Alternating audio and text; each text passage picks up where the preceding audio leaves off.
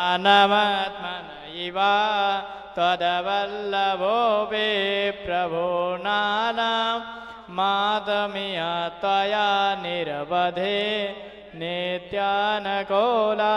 स्वतां तां तां दासयिते प्रपन्नैति च तोऽस्म्यहं निर्भयो लोकै ऐश्वरि लोकनाथ दयिते दान्ते दयान्ते विदानीता त्वत्करुणा निरीक्षणसुधा सन्दोषणां द्रष्टते नष्टां व्रक्तदलाभवस्त्रिभुवनं सम्प्रात्यनन्तोदयं श्रेयो नय्यरविन्दलोचनमना कान्ताप्रसादादृशे संश्री यक्षणवैष्णवादिसुरिणा सम्भावति कानचित् अनन्तमहाविभूतिपरमां यद् ब्रह्मरूपां हरे मूर्तं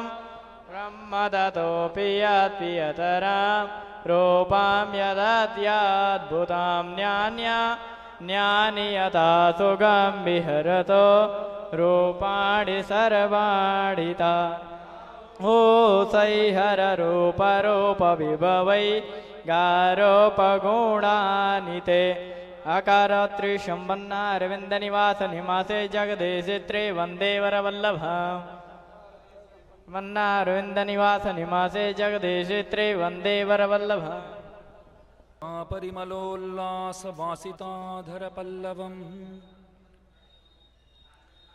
मुखं वरदराजस्य मुग्धस्मितम् उपास्महे आकारत्रयसम्पन्नाम् अरविन्दनिवासिनीं अशेषजगदीशित्रीं वन्दे वरदवल्लभाम् श्रीमाधवाङ्घ्रिजलजद्वयनित्यसेवा प्रेमाविलाशय पराङ्कुशपादभक्तम् कामादिदोषहरमात्मपदाश्चार्यमहं भजे श्रीयादवाद्रिनिलयं फणिवंशजातम् श्रीभाष्यकारपदपङ्कज भृङ्गराजम् श्रीश्रीनिवासवरदार्यसुतं सुशीलं रामानुजार्यगुरुमन्वहम् आश्रयामः भारद्वाजकुलाब्धिकौस्तुभमणिं श्रीयादवाद्रीशितुः पादाब्जप्रवणं फणीन्द्रगुरुराट् सद्वंशमुक्ताफलम् श्रीरामानुजसूरिसूनुम् अनघं वेदान्तविद्यानिधिम् विद्वद्रत्नम् अहं भजे गुणनिधिं संपत्कुमारं गुरुम्। सबको जय श्रीमन्नारायण। मंच पर विराजमान सभी आचार्य महानुभावों को प्रणाम करता हुआ यह दास एक दो शब्द बोलना शुरू करता है।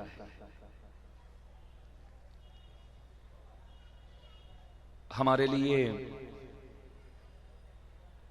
ये भाग्य की बात है कि हम हमारे प्रेम मूर्ति श्रीमान श्री रंगनाथाचार्य स्वामी जी महाराज का षष्ठ्यब्द पूर्ति मनाने का सुअवसर हम सबको प्राप्त हुआ है। 2012 में दास पहली बार उज्जैन आया था। उसके बाद 2018 में इधर आना हुआ, फिर 2024 में इधर दास आया है। 6 साल में एक बार प्रभु इधर हमें बुलाते ही है। मैंने भगवान से पूछा था, 2-3 साल में एक बार वहां वे लोग बुला सकते थे, 6 साल क्यों लगता है? प्रश्न तो सही था, लेकिन और कोई भगवान से वो पूछना था। मैंने कांची के अत्ति वरदराज भगवान से पूछा था। भगवान बोले, तुम तो कम से कम 6 साल में एक बार बाहर उज्जैन जाते हो, मैं तो 40 साल में एक बार बाहर आता हूं। 40 साल में एक बार बाहर आते हैं हमारे अत्ति वरदराज भगवान। लाखों लोग आते हैं दर्शन के लिए, बाद में पुनः प्रभु जलाशय में आराम करने चले जाते हैं। तो ये जो षष्ट्यब्द पूर्ति जो है, जैसे युवराज स्वामी जी ने दास को बताया, तब से लेकर मैं बहुत प्रसन्न हो गया। खास कारण यह है कि यहां आने पर अनेक महात्माओं का दर्शन का लाभ मिलता है। और ये जो वर्ष है हमारे लिए और भी स्पेशल है, क्योंकि हम सब अभी अभी कांची में एक बहुत बड़ा उत्सव हुआ था, तो उसमें हम सब शामिल थे, मौजूद थे।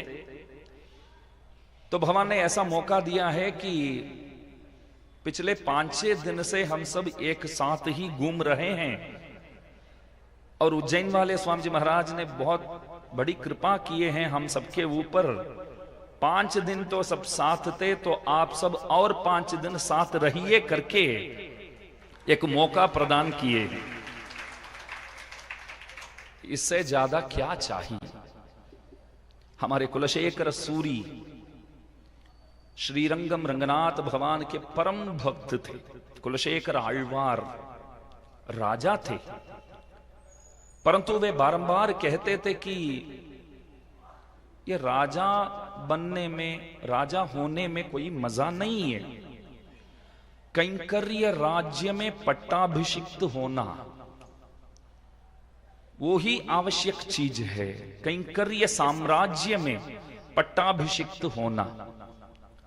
यदि मैं आप सबको बोलूं कि मेरे को प्रधानमंत्री बनने की कोई इच्छा नहीं है,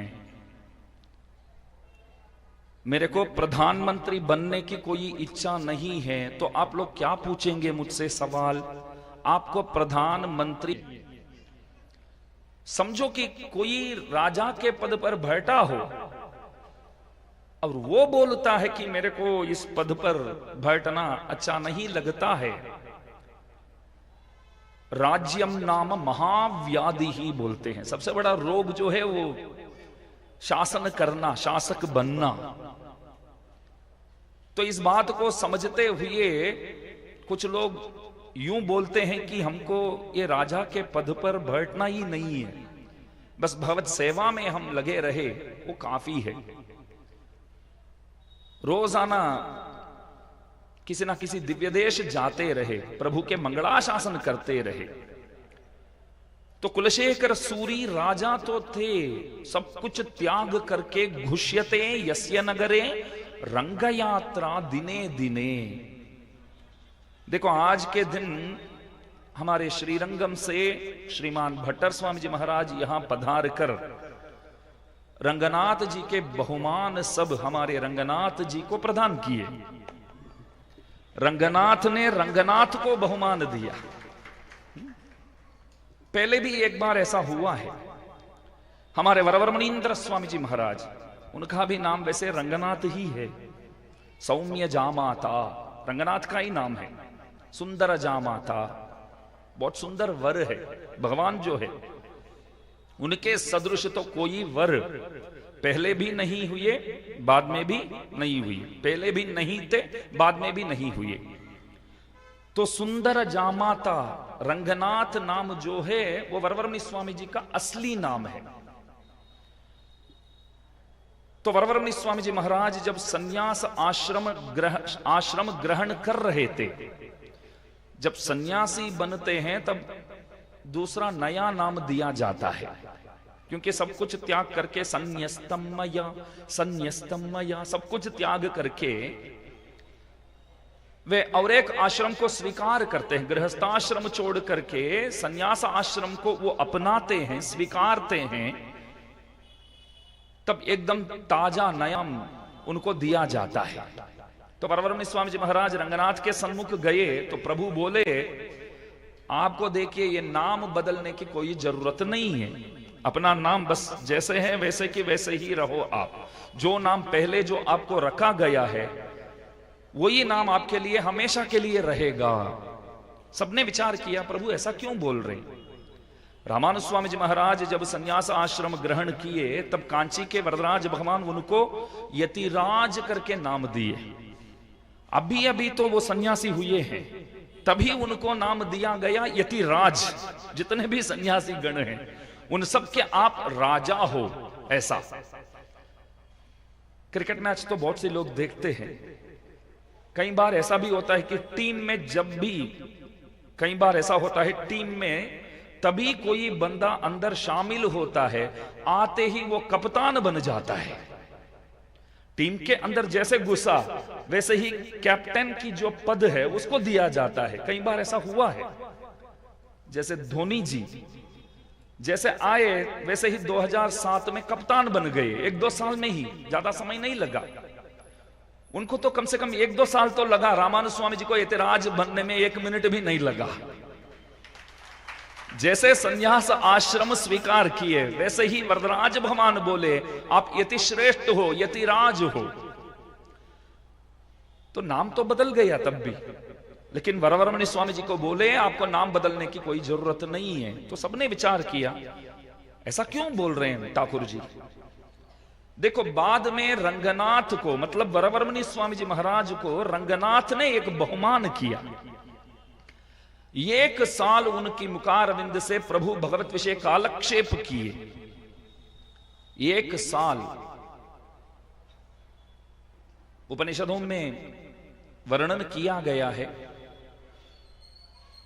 आचार्य के पास जाकर के आचार्य के सन्निधि में बैठकर अध्ययन करना चाहिए,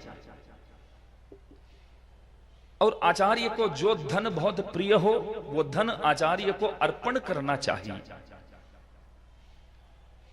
और आचार्य के साथ समान कभी बैठना नहीं चाहिए। त्वयासनेन प्रश्वसितव्यम। पूज्य अनंगराचार्य स्वामी जी महाराज त्वयासने न प्रश्वसितव्यम नहीं बोलते हैं, त्वयासने न प्रश्वसितव्यम। आचार्य के साथ ही बैठो, उनके साथ बैठो।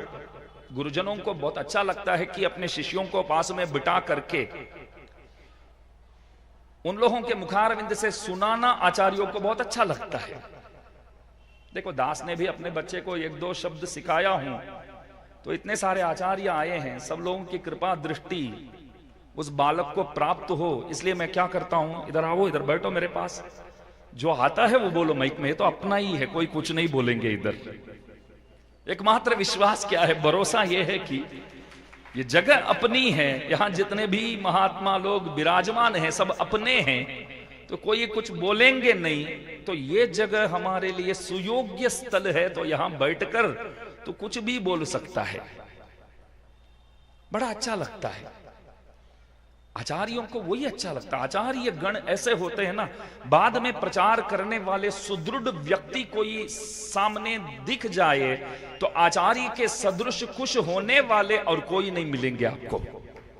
प्रचार करने के लिए सुयोग्य व्यक्ति कोई मिल जाए सामने। यामुनाचार्य स्वामी जी महाराज ढूंढते रहे मेरे बाद कौन होगा ये धर्म प्रचार करने वाला।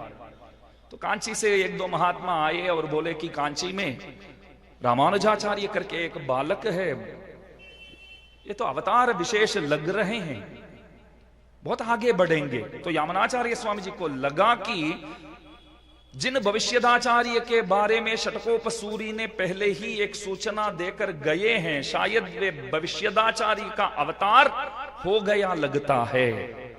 भविष्यदाचार्य, टीचर फॉर द फ्यूचर। भविष्यदाचार्य का अर्थ क्या होता है? जो फ्यूचर के टीचर है। तो यामुनाचार्य जी तब से वे खोजने लगे रामानुज स्वामी जी किधर मिलेंगे करके। कहने का मतलब, कोई सुयोग्य व्यक्ति प्रचार करने के लिए सामने आ जाए तो आचार्यों के इससे बढ़कर आनंददायक चीज और कुछ भी नहीं है। इसलिए तो दास को लगा कि इतने सारे महात्मा लोग बैठे हैं और बालक एक दो शब्द इधर बोले तो बहुत अच्छा लगेगा, सुनने वाले को भी अच्छा लगेगा। और बोलता है बंदा, जो बालक बोलता है उसको भी बड़ा आनंद मिलेगा। और आचार्यों के पास बैठकर कालक्षेप अवश्य करना चाहिए। तो रंगनाथ जी को लगा कि मैं भी कुछ श्रवण करूं। श्रीरंगम के रंगनाथ, हमारे प्रभु रंगनाथ प्रिय पेरुमाल कहलाते हैं। संप्रदाय में हम रंगनाथ करके नहीं बोलते, उनको प्रिय पेरुमाल बोलते हैं। उत्सव मूर्ति जो है, चल मूर्ति जो है, वो नम पेरुमाल, बहुत अद्भुत नाम है नम पेरुमाल, हमारे भगवान। और प्रिय पेरुमाल, पेरुमाल का अर्थ होता है प्रभावशाली। वैसे पेरुमाल शब्द जो है वो राम के पीछे लगाया जाता है। राम का नाम पेरुमाल। हमारे संप्रदाय में सिर्फ आप पेरुमाल बोलेंगे वो राम का नाम माना गया है, खाली पेरुमाल बोलेंगे तो।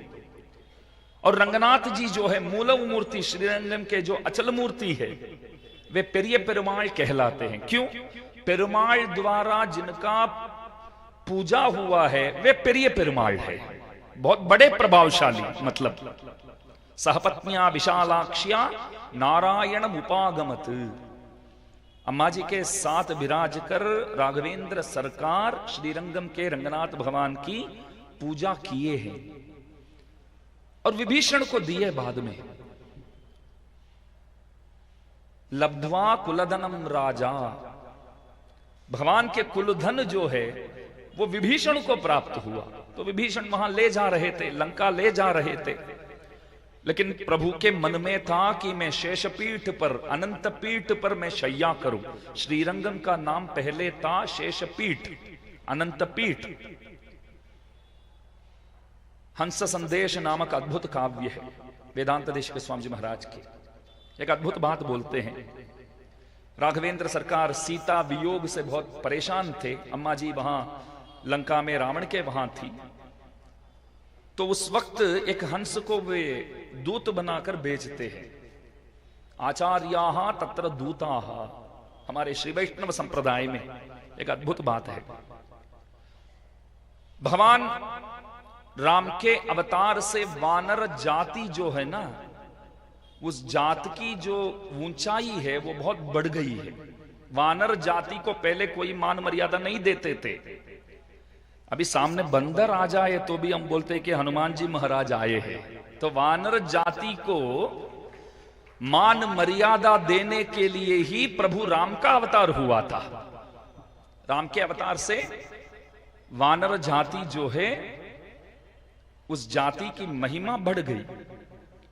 और हमारे आழ்वारों के अवतार से, ये आழ்वार गण क्या करते हैं, प्रभु के वियोग से परेशान होते हैं तो पक्षियों को दूत बना करके बेचते हैं। पक्षी गणों से निवेदन करते हैं कि आप कृपया जाइए, आप कृपया वहां जाकर के प्रभु को समझाइए, हम बहुत परेशान हैं, वे कब पधारेंगे, हमें स्वीकार करने के लिए कब आएंगे, आप जाकर के उन्हें समझाइए। तो हमारे आचार्य गण लिखते हैं, राम का अवतार हुआ तो हरेक वानर हनुमान जी की तरह दिखने लगा, और आழ்वारों का अवतार हुआ, ये पक्षी गण भी अधिक मान, अधिक मर्यादा प्राप्त करने वाले बन गए हैं, मान मर्यादा के भागीदार हो गए हैं, बन गए हैं। और वेदांत देश के स्वामी जी महाराज बताते हैं, वहां जो दूत के रूप में भेजा गया पक्षी गण, वे सब कौन थे? आचार्याः तत्र दूताः, आचार्यों को ही भेजते हैं। घटक होते हैं। आचार्य जो होते हैं वे क्या होते हैं? घटक होते हैं, मिलाने वाले, जीव और परमात्मा को मिलाने वाले। हनुमत समेन गुरुना, हनुमान जी महाराज गुरु क्यों माने जाते हैं? मैया वहां थे, प्रभु इधर थे, दोनों को मिलाने वाले कौन थे? हनुमान जी महाराज। यदि हनुमान जी नहीं होते तो राम और सीता मैया का मिलन वो संभव ही नहीं है, समझो। तो राघवेंद्र सरकार एक हंस पक्षी को अम्मा जी के पास भेजते हैं, तू जाओ वहां, अम्मा जी से मिलकर आओ और वहां से संदेश लेकर आओ। हंस संदेश नामक अद्भुत काव्य है। इसमें एक बात बोलते हैं, देखो इधर से मैं आपको कुछ कारणवशात कुछ काम से आपको मैं तमिलनाडु भेजूं तो आप क्या बोलेंगे? स्वामी जी महाराज आप भेजते तो है, हम वहां जा तो रहे हैं, साथ साथ तिरुपति जी का भी दर्शन करके आ जाए तो आपको कोई दिक्कत नहीं ना? हम श्रीरंगम भी जाके आ जाए तो आपको कोई परेशानी नहीं ना? तो मैं बोलूंगा ठीक है, मेरे काम करने के लिए तो जा रहे हैं आप, पहले मेरे काम कर दो, उसके बाद आपको वहां जिधर भी घूमना हो आप घूम के आराम से आ जाओ। आप जाते हैं मेरे काम करने के लिए और साथ साथ आपका मन है कि वहां जा रहे हैं, इतने दूर जा रहे हैं, तो वहां जाकर के तिरुपति बालाजी के मुखारविंद का भी दर्शन हो जाए। तो कल हमारे स्वामी जी महात्मा लोग सबके सब वहां जाके ही आए कांची के उत्सव के लिए। खास उद्देश्य तो उत्सव में भाग लेना था और उत्सव पूर्णाहुति होने के बाद सीधा पहुंचे तिरुमला तिरुपति, वहां जाकर के दर्शन करके आए ना। तो हंस पक्षी को राघवेंद्र सरकार तभी बताते हैं कि तू लंका जा रहा है तो वहां तो जाकर के अम्मा जी से तो मिलने वाला ही है, तो जाते जाते भूले बिना अनंतपीठ शेषपीठ नामक एक क्षेत्र है वहां चंद्र पुष्करणी के तीर में, वहां जाकर के आ जाना।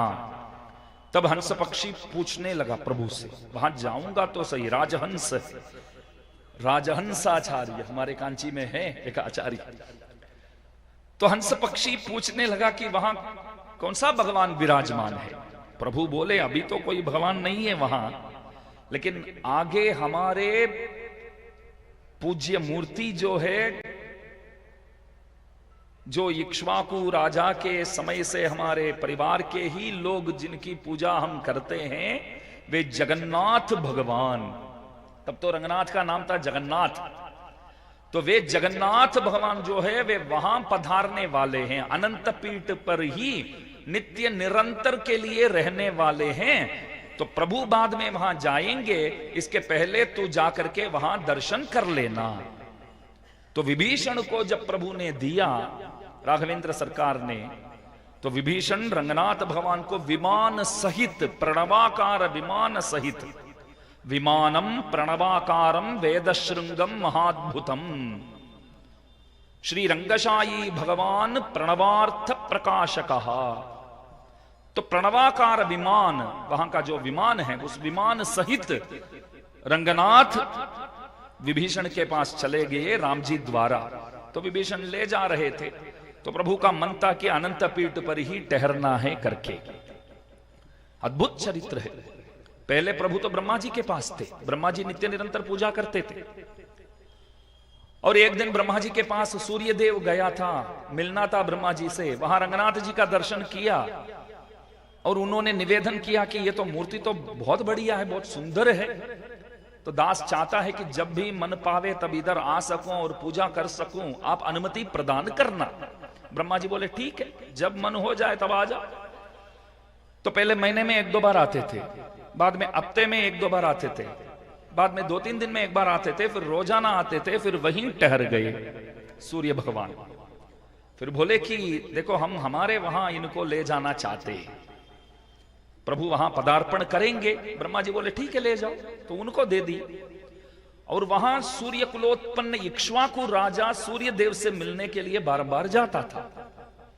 वहां रंगनाथ जी का दर्शन उन्होंने किया, खूब अच्छा लगा, और सूर्य देव से पूछा है दादाजी, उनके तो परिवार के ही तो है सब, दादाजी भगवान तो बहुत बड़े अच्छे लगते हैं, मैं जब भी मन हो जाए तो इधर आकर के पूजा कर सकूं। तो सूर्य देव को लगा जिस तरह मैंने ब्रह्मा जी से निवेदन किया, ठीक उसी प्रकार ये मुझसे निवेदन कर रहा है, तो लगता है जैसे मैंने उनसे छीन लिया वैसे ये भी छीन लेगा।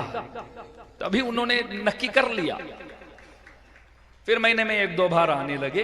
तभी ब्रह्मा जी बोले अभी महीने में 1-2 बार आ रहा है ना, जल्दी से जल्दी हफ्ते में 1 बार आ जाएगा, बाद में हफ्ते में 2-3 दिन आएगा, फिर मुझसे मांगेगा कुछ। मैं क्या मांगूंगा आपसे? कुछ नहीं मांगूंगा। नहीं, कुछ मांगेगा तू। तो एक दिन आया तो इक्ष्वाकु बोला कि दादाजी ये हमको दीजिए ना, अयोध्या ले जाएंगे हम। अयोध्या तो बहुत बड़ा नगरी है। हमारे स्वामी जी महाराज लोग, बहुत से लोग आए हैं, वैसे हमारे विद्याभास्कर स्वामी जी महाराज भी पधारे हैं। सुबह बहुत प्रशंसा की है आप दास की। दास तो नालायक है, आप बहुत प्रशंसा की है सुबह। दास को लगा कि इतनी प्रशंसा विद्याभास्कर स्वामी जी महाराज क्यों कर रहे हैं। तो उस प्रश्न, उस सवाल का जवाब जो है, अभी शुरुआत में जो दास 1-2 श्लोक बोला था मंगलाशासन के रूप में, तभी दास को उत्तर मिला। दास जो है विद्यानिधि संपत कुमार आचार्य जी के पौत्र हूं, इसलिए तो विद्याभास्कर स्वामी जी महाराज प्रशंसा करने लगे। श्री रामानुज सूरि सूनु मनघम वेदांत विद्यानिधिम विद्वद्रत्नमहं भजे गुणनिधिं संपत कुमारम गुरुम। वेदांत विद्यानिधि पूज्यपाद संपत कुमार आचार्य स्वामी जी महाराज के पौत्र हूं, तो विद्यानिधि के पौत्र है तो विद्याभास्कर जी तो प्रशंसा तो करेंगे ही। दास बचपन से उनका दर्शन किया है। हमारे गादी स्वामी जी महाराज के त्रिमालिगई में एक अद्भुत दृश्य है आज भी। सभी महान भावों को वहां दक्षिणा बांटते रहते। आज से 30 साल पहले की बात है। दास तो रखने के लिए जगह नहीं है, अब छोड़ दीजिए। मैं बोला ऐसा नहीं बोलने का है, अम्मा जी खूब कृपा कर रही है, तो हम कौन होते हैं ना बोलने वाले। तो स्वामी जी महाराज भी पहले से सभी उत्सव में वहां पधारते हैं और भाग लेते हैं, और साथ साथ सबको ये दक्षिणा वगैरह देना। तब हम विचार करते थे कि ये जो दे रहे हैं, बाकी सब जब दक्षिणा देते थे तो हम दक्षिणा पर ध्यान देते थे बचपन में।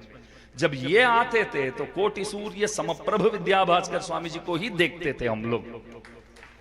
हम विचार करते थे कि 12 तिलक कैसे लगाते हैं, क्या उसके लिए कुछ साधन रखते हैं या उंगली से लगाते हैं, ये सब विचार करते थे पहले। तो हम छोटे थे तब। अभी भी तो इन सभी आचार्यों के सामने तो दास तो बहुत छोटा है उम्र के हिसाब से, ज्ञान के हिसाब से। दास को खूब अच्छा लगा कि देखिए सराहना करने के लिए भी तो बहुत बड़ा दिल चाहिए सबसे पहले। और एक आचार्य जल्दी से और एक आचार्य की प्रशंसा कभी करेंगे ही नहीं।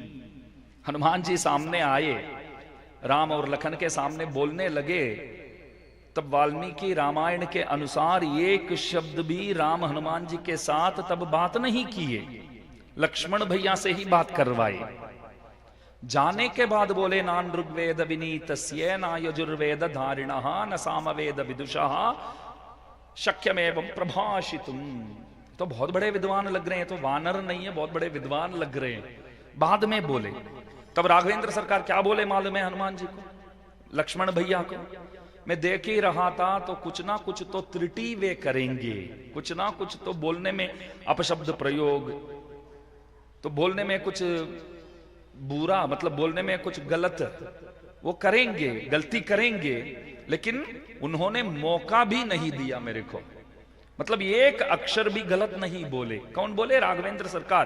प्रशंसा किए, वो भी कब किए? उनके जाने के बाद, हनुमान जी के जाने के बाद लखन से बोले, इसलिए खूब प्रशंसा किए आज। तो महानुभावों का दर्शन जब होता है तो बहुत अच्छा लगता है। तो श्रीरंगम की बात जो है, तो इक्ष्वाकु राजा वहां जाकर के उन्होंने अपने दादाजी से, मतलब सूर्य देव से भगवान को प्राप्त कर अयोध्या लेकर आए और नित्य निरंतर पूजा करने लगे। साक्षात राघवेंद्र सरकार भी पूजा किए हैं। फिर विभीषण को दिए तो भगवान बोले मैं अनंत पीठ पर, शेष पीठ पर ही रुकने वाला हूं। हमारे पराशर भट्टर स्वामी जी महाराज श्री रंगराज स्तव नामक स्तोत्र ग्रंथ पर प्रशंसा करते हैं।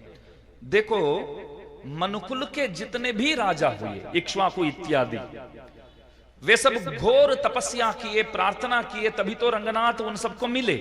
ब्रह्मा जी ने तपस्या किया तो रंगनाथ उनको मिले। फिर सूर्य देव ने प्रार्थना किया तो प्रभु उनको मिले, इक्ष्वाकु ने प्रार्थना किया तो इक्ष्वाकु को भी प्रभु मिले। भट्टर स्वामी जी महाराज पूछते हैं कि हम सब ने तो कुछ तपस्या तो कभी किया ही नहीं है, फिर भी हमारे लिए प्रभु श्रीरंगम पधारे और हमको दर्शन दे रहे हैं, हम लोगों ने क्या तपस्या किया? आप सब तो जानते ही है, प्रयत्न किए बिना दुनिया में कुछ मिलेगा? प्रयत्न किए बिना कुछ पाना संभव है? तो हम सब ने कुछ भी प्रयत्न नहीं किया, किसी भी प्रकार की कष्ट नहीं उठाए हम, लेकिन हमारे लिए आज भी रंगनाथ भगवान दर्शन तो दे ही रहे हैं। तो प्रयत्न किए बिना जब कुछ भी नहीं मिलेगा तो हमको रंगनाथ प्रभु ठाकुर जी कैसे मिले? प्रयत्न वे कर रहे हैं हमसे मिलने के लिए, बस फर्क इतना ही है। हम सबसे मिलने के लिए प्रयत्न तपस्या वे कर रहे हैं। वासुदेव सर्वमिति समहात्मा सुदुर्लभः உண்ணும் சோறு பருகும் நீர் தின்னும் வெத்திலையும் எல்லாம் कण्णन। षटकोपसूरी गाते हैं, धारक पोषक भोग्य सब कुछ मेरे लिए प्रभु ही है। वासुदेव सर्वम, ये जो गीता वाक्य है, इस वाक्य का अनुवाद करते हुए षटकोपसूरी कहते हैं, उन्नुम शोरु परुगुम नीर तिन्नुम वेत्तिलयुम एल्लाम कण्णन। मेरे लिए खाना, मेरे लिए पानी और मेरे लिए जो पचने के लिए जो तांबूल का इस्तेमाल किया जाता है, पान सुपारी का इस्तेमाल किया जाता है, वो पान सुपारी भी मेरे लिए रंगनाथ ही है। तो प्रयत्न किए बगैर कुछ पाना संभव नहीं है, ये बात तो बिल्कुल सही है। प्रयत्न प्रभु कर रहे हैं। हमारे धर्म में शरणागति की बहुत महिमा है। मुझसे किसी ने पूछा कि शरणागति क्या है, उसके लिए क्या करना चाहिए? शरणागति क्या है, उसके लिए क्या करना चाहिए? बहुत आसान है। शरणागति यह है कि आपको कुछ भी नहीं करना है, वही शरणागति है। शरणागति के लिए क्या करना है, यह प्रश्न ही गलत है। शरणागति वो है जिस चीज के लिए आपको कुछ भी नहीं करना पड़ता है, वो शरणागति है। वापस प्रश्न आता है कि कुछ किए बिना प्रभु कैसे मिलेंगे? 1 किलो शक्कर, 1 किलो खांड लाना पैसे बगैर नहीं मिलेगा आपको।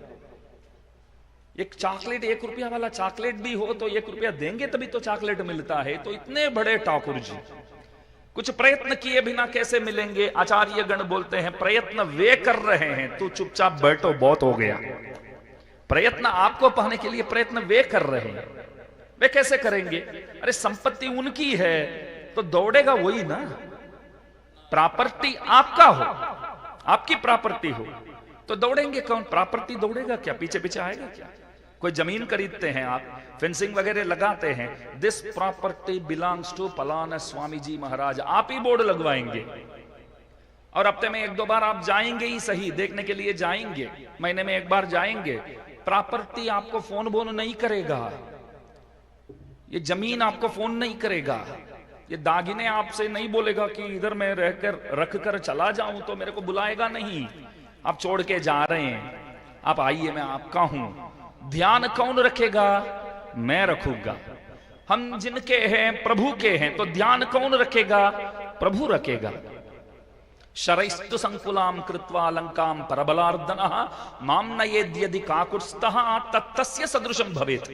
अम्मा जी हनुमान जी को बोले, हनुमान जी बोले आप मेरे साथ आ सकते हैं, मैं आपको छोड़ दूंगा वहां राम के वहां। हनुमान जी, अम्मा जी बोले क्या मेरे अंदर शक्ति नहीं है, मैं इसलिए इधर बैठी हूं, ऐसा समझ रखा है क्या?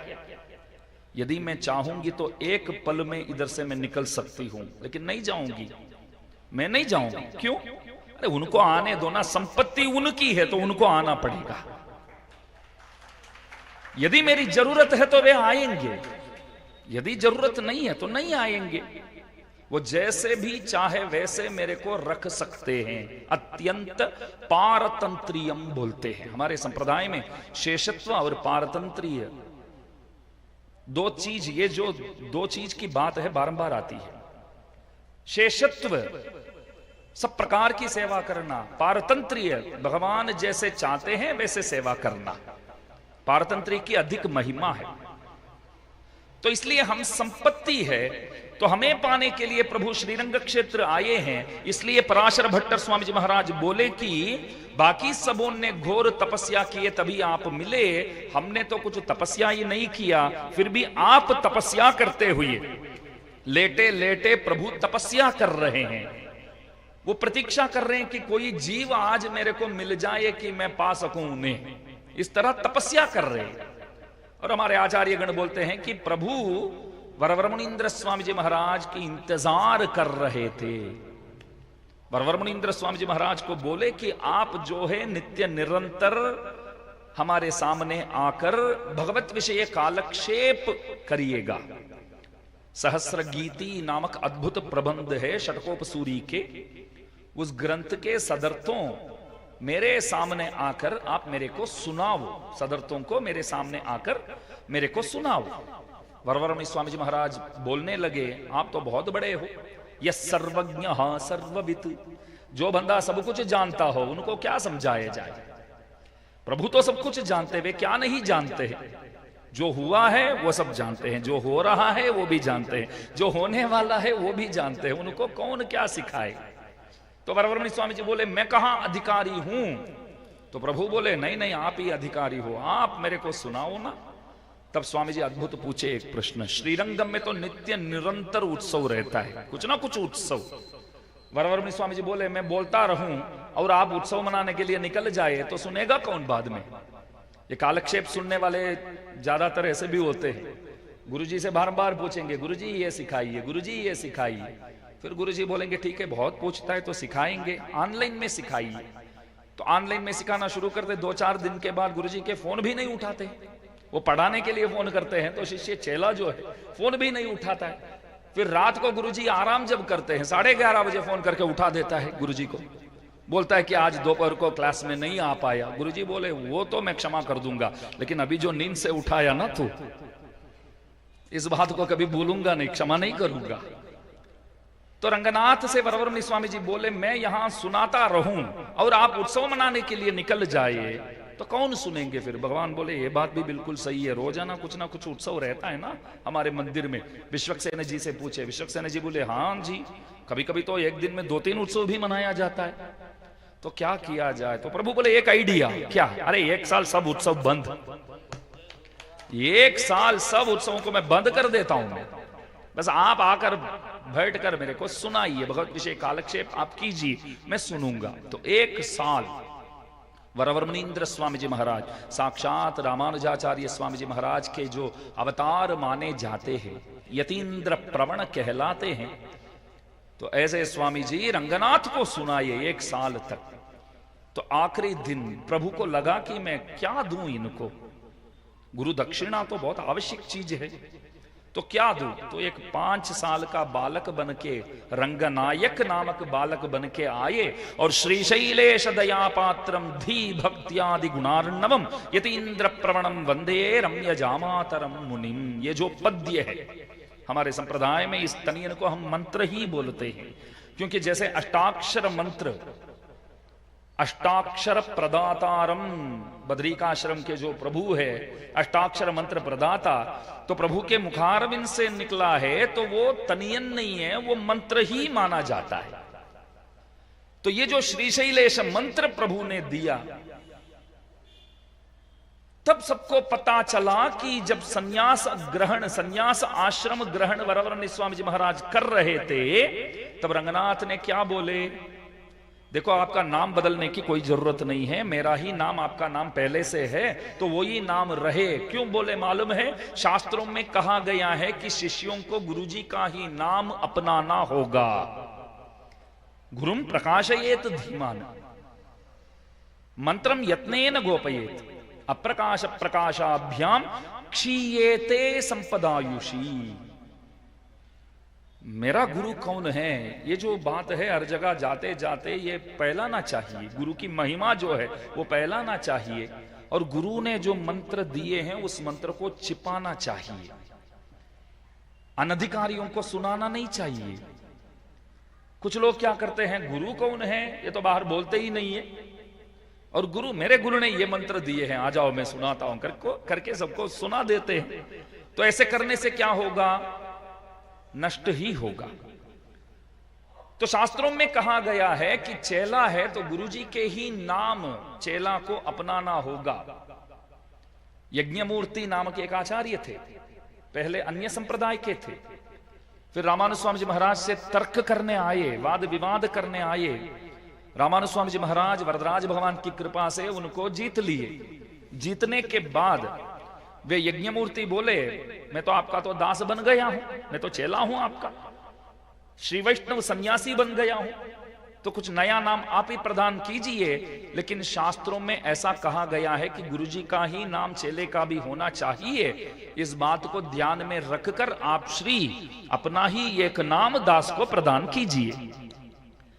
तो रामानुज स्वामी जी बोले, हाँ ठीक है, आप तो मेरे शिष्य तो है, मेरा एक नाम तो आपको दूंगा, लेकिन आप मेरे को मिले वरदराज भगवान की कृपा से। बहुत अद्भुत चरित्र है। पहले जमाने में विद्वान लोग क्या करते थे मालूम है? अन्य संप्रदाय के विद्वान लोग बैलगाड़ी में अनेक पुस्तकों को गांव-गांव बेचते थे। लगभग 10-15 गाड़ी, 10-15 गाड़ियां में बहुत सारे पुस्तक भर के बेचते थे। इसका मतलब यह है कि इन ग्रंथों पर अध्ययन करके जो महाविद्वान बनकर जो बंदा घूम रहा है वो पीछे आ रहा है। तो गांव के सभी विद्वान लोग सावधानी से रहो। इन पुस्तकों को देखकर आपको फैसला करना होगा कि गांव में रहना है या गांव छोड़कर बाहर जाना है। यदि गांव में रहेंगे तो पीछे आने वाले उस विद्वान के साथ आपको बहस करना होगा, वाद विवाद करना होगा। तो लोग देखेंगे, कुछ लोग ऐसे बोलेंगे कि अरे ये सब पुस्तक तो कभी नाम तक हमने नहीं सुना है, तो गांव में रहना अनुचित है। तो ससुराल चले जाएंगे समझो कि 1-2 महीने के लिए, या और कहीं घूमने चले जाएंगे। तो श्रीरंगम में एक बार ऐसा हुआ था, बहुत सारी पुस्तक गांव के अंदर वैसे बैलगाड़ियों पर आने लगा। सब बोले कि पीछे कोई आ रहे हैं, कोई बोले कि यज्ञमूर्ति ही होंगे। यज्ञमूर्ति काशी के प्रकांड विद्वान माने जाते हैं, उनके सदृश तो कोई है ही नहीं। अच्छा, श्रीरंगम में वो किसके साथ वाद विवाद करने आ रहे हैं? और कौन है? हमारे रामानुज स्वामी जी के साथ। सब विचार करते थे कि रामानुज स्वामी जी महाराज श्रीरंगम में ही ठहरेंगे या गांव छोड़कर बाहर चले जाएंगे। रामानुज स्वामी जी बोले, हमारे रंगनाथ ने तो हमको बोल दिया कि अत्रैव श्रीरंगे सुखमास्व, आप श्रीरंगम में ही रहना।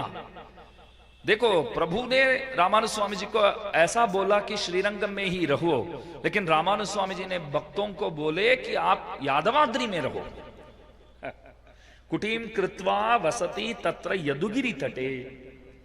भगवान रामानुज स्वामी जी को बोले तो श्रीरंगम में ही रहो। रामानुज स्वामी जी हमको क्या बोले? कम से कम एक कुटीर बना करके, एक झुंपड़ी बना करके यादवाद्री क्षेत्र में निवास किया करो, ऐसे। तो रामानुज स्वामी जी महाराज बोले, हम किधर भी नहीं जाएंगे, यज्ञमूर्ति को आने दो, देखा जाएगा। तो 18 दिन तक दोनों के बीच में ये वाद युद्ध हुआ। इसमें एक अद्भुत बात है, स्पर्धा जब इन दोनों के बीच में इस तरह वाद युद्ध जब शुरू हुआ, तब यज्ञमूर्ति बोले, यदि मैं हार जाऊं, पॉजिटिविटी आजकल बोलते हैं ना, इस चरित्र के अंदर पॉजिटिविटी क्या है आपको मालूम पड़ेगा। यज्ञमूर्ति क्यों हार गए? रामानुज स्वामी जी बहुत बड़े विद्वान थे, रामानुज स्वामी जी अवतार पुरुष थे, सब बात सही है, लेकिन उनके मुंह से यूं निकला कि वे बोले कि यदि मैं हार जाऊं तो मैं मेरा धर्म छोड़ करके आपका धर्म अपना लूंगा और आपका चेला बन जाऊंगा।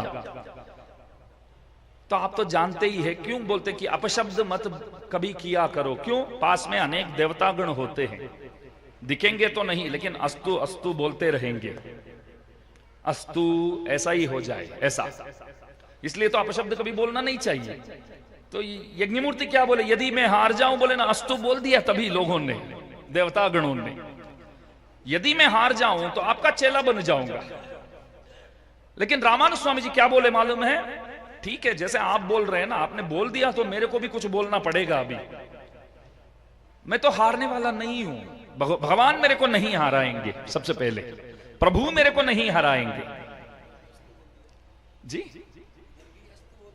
उधर भी अस्तु बोल दिया, प्रभु मेरे को हराने वाले नहीं है, जीत उनकी, हार जीत उनकी है, ऐसे मानने वाले हैं हम। और वैसे भी यदि उनका संकल्प ऐसा है कि मैं हार भी जाऊं ना, तो धर्म छोड़ करके आप श्री के धर्म को मैं अपनाने वाला नहीं हूं। ध्यान से सुनिए, बहुत अद्भुत बात है ये। यज्ञमूर्ति क्या बोले, मैं हार जाऊं तो मेरा धर्म में छोड़ दूंगा, आपके धर्म में शामिल हो जाऊंगा, आपका चेला बन जाऊंगा। तो इनको भी तो वही बोलना चाहिए ना, मैं हार जाऊं तो मेरा धर्म छोड़ दूंगा, मैं आपका चेला बन जाऊंगा, आपका धर्म अपना लूंगा। स्वामी जी बोले मैं हार जाऊं तो आपका धर्म जो है वो अपनाने वाला नहीं हूं। यदि मैं हार जाऊं तो मेरे बुद्धि में कमी है, मेरे धर्म में कोई कमी नहीं है। मैं हार जाऊं तो इसका मतलब यह हुआ कि मैंने गुरुजनों के पास बैठकर तद्विद्धि प्रणिपाते न परिप्रश्नेन सेवया उपदेक्ष्यन्ति ते ज्ञानम ज्ञानिनः तत्वदर्शिनः। मेरे गुरुजनों के पास बैठकर मैंने ठीक तरह सटीक अध्ययन नहीं किया, बस वही होगा। मेरे धर्म में कोई कमी नहीं है, धर्म को क्यों छोड़ दूं मैं। तभी यज्ञमूर्ति ने विचार किया, हम क्यों ऐसा नहीं बोले। देखो हमने तो आसानी से बोल दिया हार जाऊं तो मेरा धर्म छोड़ दूंगा मैं। 18 दिन तक चला दोनों के बीच में, और आप यकीन नहीं करेंगे 17th डे 17वां दिन 17वें दिन ऐसा था कि रामानंद स्वामी जी महाराज हारने की स्थिति पहुंच गए। यज्ञमूर्ति बोले आप तो बहुत थके हुए लग रहे हैं, गच्छानुजानामि बोले। क्या बोले, गच्छानुजानामि रणार्धितस्त्वम। राघवेंद्र सरकार रावण को बोले, वही वाक्य यज्ञमूर्ति रामानुज स्वामी जी को बोले, और रामानुज स्वामी जी को तो वो चुभने लगा, क्योंकि वे ही तो लक्ष्मण थे। रामानुज स्वामी जी लक्ष्मण के ही अवतार है। तो रामानुज स्वामी जी को लगा कि ये वाक्य पहले मैंने कभी सुना है, ये गच्छानुजानामि जो बोल रहा है पहले कभी ये सुनी है ये बात हमने। कब? तब याद आई कि हाँ हम लक्ष्मण थे तो हमारे भाई रावण को बोला था। राघवेंद्र सरकार रावण को जो बोले वही वाक्य अभी वो हमको बोल रहा है, आज जाओ कल आओ। तो स्वामी जी महाराज मठ पे गए, सभा मंडप छोड़ करके खूब रोए, प्रसाद भी नहीं पाए, अपने इष्टदेव वरदराज भगवान से प्रार्थना करने लगे। देखो ये संप्रदाय जो है बहुत प्राचीन संप्रदाय है। द्रमिड़ कुहदेव इत्यादि बोधायनाचार्य, टंक इत्यादि बहुत सारे आचार्य गण इस धर्म का प्रचार किए हैं, षटकोपसूरी प्रचार किए हैं, नाथ यामुन मुनि प्रचार किए हैं। आज उन्होंने ऐसा मेरे को कह दिया कि आज जाओ कल आओ। यदि मैं कल जाकर के हार जाऊं ना तो हार मेरी नहीं है, प्रभु आपकी है, जो करना है कर लो। तो सपने में प्रभु आए, हमारे वरदराज भगवान हरेक के सपने में आकर जाकर बहुत कृपा किए हैं। प्रकाल सूरी को जब जेल में रखा गया तो उनके सपने में प्रभु गए। अभी रामानुज स्वामी जी के सपने में आए, बोले कि मायावाद खंडन करके यामुनाचार्य स्वामी जी महाराज बहुत सी बातें वे उपदेश किए हैं, जरा सुबह उठ करके उस पुस्तक को खोलो और जरा पढ़ करके जाओ, आपकी ही जीत होगी। प्रभु ने बोला। तो दूसरे दिन सुबह सुबह जल्दी उठ करके अनुष्ठान करके रामानुज स्वामी जी महाराज पहले ही सभा मंडप पहुंच गए। यज्ञमूर्ति अपने शिष्यों से इस तरह कहते हुए आए कि आज रामानुज स्वामी जी शायद नहीं आएंगे, रात को ही गांव छोड़कर चले गए होंगे, कल तो बहुत थके हुए लग रहे थे, तो जीतने की संभावना ही नहीं है बोलते थे। तब पास में एक शेला उनसे कह रहा था कि अंदर देखिए सूर्य की तरह वो जाज्वल्यमान उधर बैठे हैं स्वामी जी महाराज। रामानुज स्वामी जी महाराज पहले ही पधार चुके हैं। तो यज्ञमूर्ति पास में गए, आप मानेंगे नहीं, तुरंत प्रणाम करने लगे, उनको प्रणाम करने लगे, बोले कि मैं हार गया हूं, दास हार गया है। स्वामी जी बोले अभी वाद विवाद आज तो शुरू ही नहीं हुआ। यज्ञमूर्ति बोले स्वामी जी मैं हार तो चुका हूं लेकिन कोई सामान्य व्यक्ति नहीं हूं मैं, आप श्री की कृपा से मैं भी एक तपस्वी हूं, बहुत घोर तपस्या किया हूं।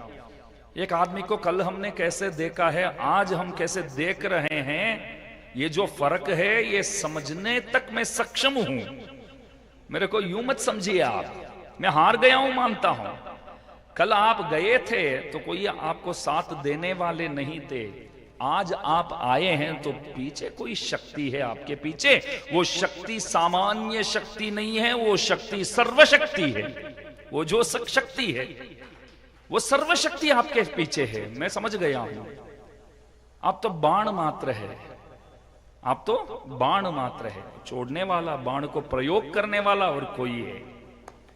रामानुज स्वामी जी बोले बिल्कुल सही कहा आपने, हमारे वरदराज भगवान हमारे पीछे है, वे हमें बोलकर भेजा है कि आप जाओ, जीत आपकी होगी। बोले कि मैं तो हार गया हूं।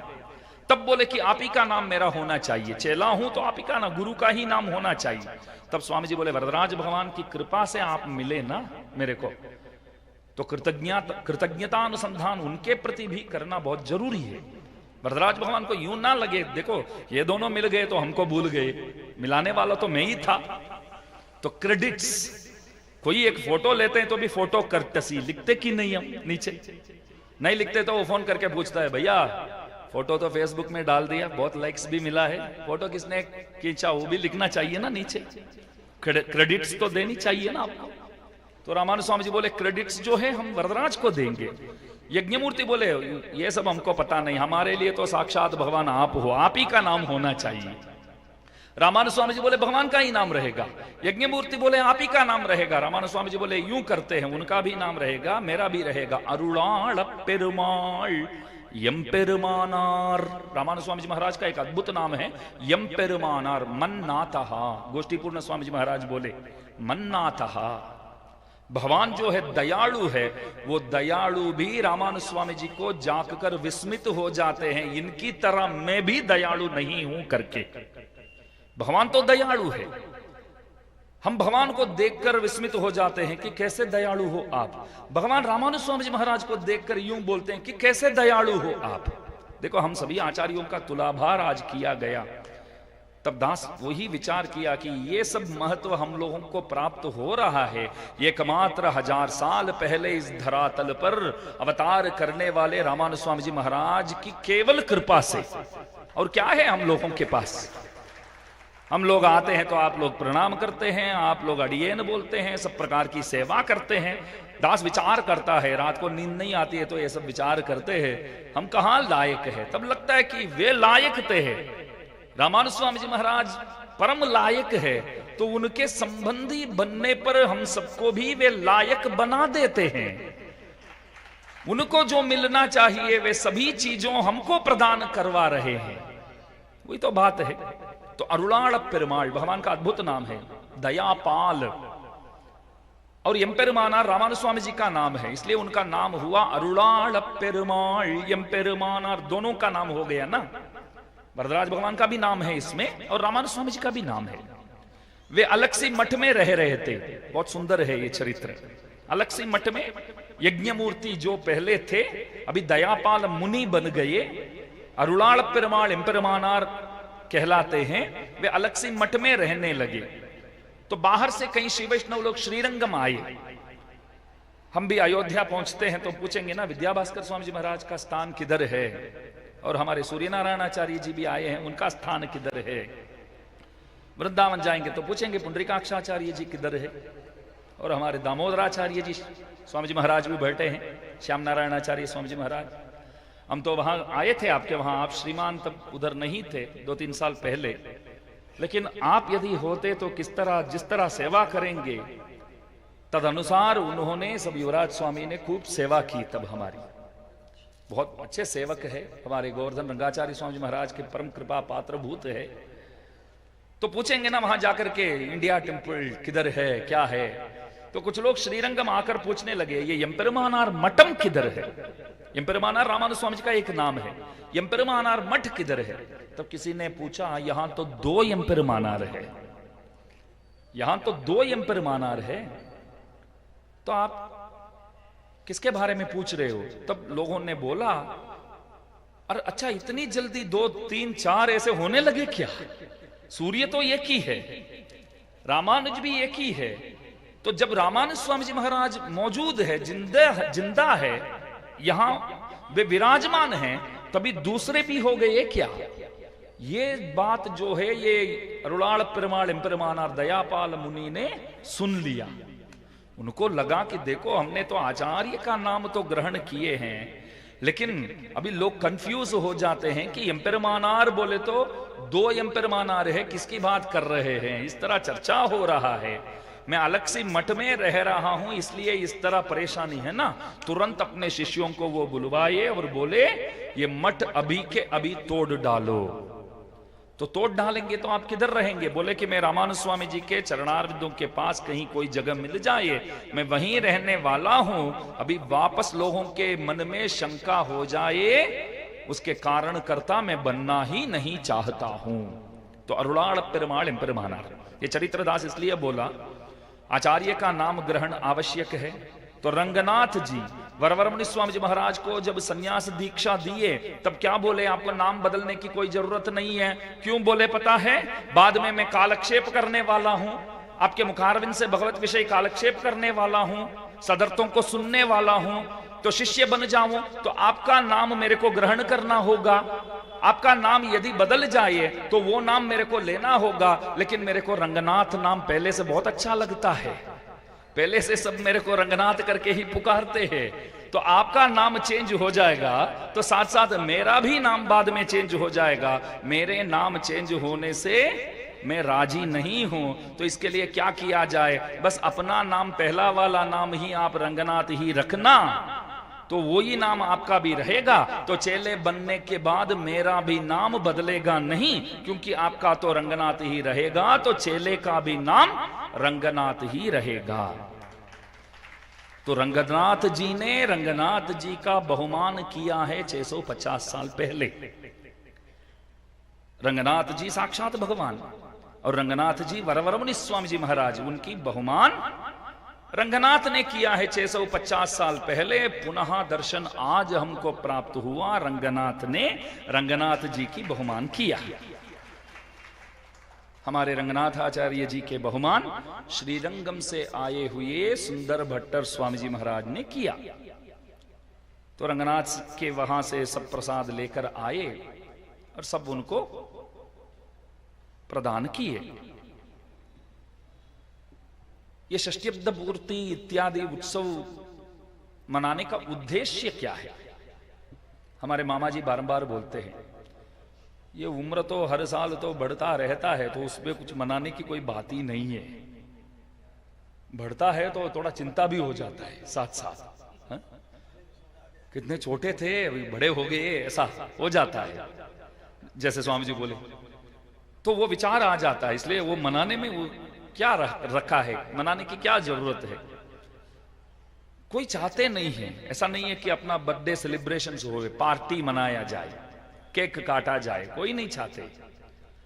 बस एक मौका है कि तदीयाराधन करने का एक सौभाग्य प्राप्त हुआ है, तो इस वास्ते आचार्यों को बुलाया जाए और सत्कार किया जाए, उसके लिए ही ये सब किया जाता है और कोई कारण नहीं है। 2012 में तोताद्रि स्वामी जी महाराज का शताभिषेक हुआ था और तमिल में प्रवचन करने के लिए दास को स्वामी जी महाराज बुलाए। तब तो और भी छोटा था, और 12 साल पहले की बात है, और भी छोटा था। तो अनेक बड़े बड़े विद्वान को नहीं बुलाए तब स्वामी जी महाराज। पत्रिका में दास का नाम उन्होंने प्रिंट करके मेरे को भेज दिया, श्रीनिधि स्वामी आपको आना ही पड़ेगा करके। पहली बार तोताद्री तब गया दास, उसके पहले कभी दर्शन भी नहीं हुआ तोताद्री जी का। दास वहां जाके बैठा, स्वामी जी महाराज विराजे थे। दास बोला कि ये तो सन्यासी है, सन्यासियों को संसारियों की तरह इस तरह शताभिषेक इत्यादि, मतलब अशीति पूर्ति इत्यादि, षष्ठीब्द पूर्ति इत्यादि मनाने की क्या जरूरत है? एक प्रश्न सबके सामने दास ने रखा। तो स्वामी जी महाराज यूं बैठे थे, यूं देखने लगे मेरे को, अरे अभी उत्सव तो मनाना शुरू कर दिया, अभी कुछ ये विवादास्पद कुछ हो जाएगा क्या? मैंने पूछा कि एक सन्यासी है, सब कुछ त्याग करके जो सन्यासी बने हैं, उनको अशीति पूर्ति मनाने की क्या जरूरत है? तो सब मेरे को देख रहे थे आगे क्या बोलेगा करके। मैंने बोला हमारे स्वामी जी जो है परम विरक्त है, उनके हृदय में तो ये सब मनाने की, तो ये जश्न मनाने की तो बात तो है ही नहीं। क्यों मनाया जाता है? हमारे तोताद्री 30वें पीठाधिपति स्वामी जी महाराज पूर्व पल्गुनी नक्षत्र के थे, आपका अवतार पूर्व पल्गुनी नक्षत्र में हुआ था और 5 दिन का उत्सव वहां मनाया गया। तिरुवादिरै पुनर्पूसम पूसम आइल्यम मगम पूरम, 6 दिन का उत्सव मनाया गया। 6 दिन का उत्सव मनाया गया, आर्द्रा नक्षत्र से लेकर पूर्व पल्गुनी नक्षत्र तक वो मनाया गया 6 दिन। तो दास ने बोला परम विरक्त है, अशीति पूर्ति मनाने की कोई जरूरत नहीं है। लेकिन मैं बताना चाहूंगा कि स्वामी जी नहीं मना रहे हैं, भाई बहन दोनों मिलकर के ये मनवाते हैं इनसे। भाई बहन कौन है? आर्द्रा नक्षत्र में जिनका अवतार हुआ रामानंद स्वामी जी महाराज जो है वे भाई है, और बहन कौन है? जगदम्बा गोदाम्बा महारानी रामानंद स्वामी जी महाराज के बहन मानी जाती है। पेरुम्बूदूर मामुनिक पिन्नानाल वाणिये बोलते हैं। गोदाग्रजहा रामानंद स्वामी जी का एक अद्भुत नाम है, गोदाग्रज, गोदा के अग्रज, जैसे राघवेंद्र सरकार भरताग्रज कहलाते हैं, तो गोदाग्रज। तो उत्सव की जो शुरुआत है आर्द्रा नक्षत्र से लेकर के और पूर्णाहुति पूर्व पल्गुनी नक्षत्र के है। तो दास ने बोला कि भाई और बहन दोनों मिलकर के ये उत्सव मना रहे हैं, इसमें हमारे स्वामी जी महाराज के कोई हाथ नहीं है। तो स्वामी जी महाराज बाद में माइक में बोले, मेरे मन में भी ये विचार इस क्षण तक चल ही रहा था, ये सब इतना बड़ा उत्सव क्यों मनाया जाए, मैं तो सन्यासी है, कोई ना कोई कुछ तो बोलेगा। लेकिन श्रीनिधि आया और उन्होंने ये खुलासा कर दिया कि ये उत्सव हम नहीं मना रहे हैं, भाई और बहन मना रहे हैं। देखो आज के दिन दास बताना चाहेगा कि रंगनाथ आचार्य जी का भी उत्सव हमारे युवराज स्वामी जी बारंबार बोलते हैं, दास तो बहुत कुछ ना कुछ साहस करना चाहते हैं, लेकिन हमारे बड़े स्वामी जी सरकार उनके स्वभाव से ही ऐसे है कि कुछ परेशान आने वाले आचार्यों को कोई परेशानी ना हो जाए। बहुत अच्छी विचार है उनका, आने वालों को कोई परेशानी हो जाए इससे अच्छा मत बुलाया करो, वो अच्छा है। वे कोई आवे और परेशान हो जाए तो अपचार होगा, अपराध होगा, इससे अच्छा जो सेवा हमसे बन पाती है वो हम कर लेंगे। तो दास साहस तो करना चाहता है, लेकिन स्वामी जी महाराज वे कभी साहस करते नहीं है, इससे भी अच्छे अच्छे साहस करते हैं, वो बात अलग है। लेकिन उनका ज्यादातर ध्यान ऐसा रहता है कि आने वालों को कोई परेशानी ना हो, आचार्यों की कोई अपचार ना हो जाए। ये बहुत जरूरी चीज है, ये ध्यान रखने योग्य चीज है। किसी से बात करते समय भी बहुत ध्यानपूर्वक आपको बात करना होगा। महाभारत में एक घटना है, भगवान द्वारका के लिए जा रहे हैं, युधिष्ठिर से बोले कि मैं जा रहा हूं द्वारका। तो युधिष्ठिर को क्या बोलना चाहिए? ठीक है प्रभु आपकी मर्जी। ऐसे बोलने पर क्या हो जाएगा? आप जाइए, आप इधर रहो या उधर जाओ, हमको कोई परवाह नहीं है, ऐसा हो जाएगा ना। घर पे कोई मेहमान आए, वे बोले कि हम जा रहे हैं, हाँ जाइए आपकी मर्जी, यूं बोलना उचित नहीं है।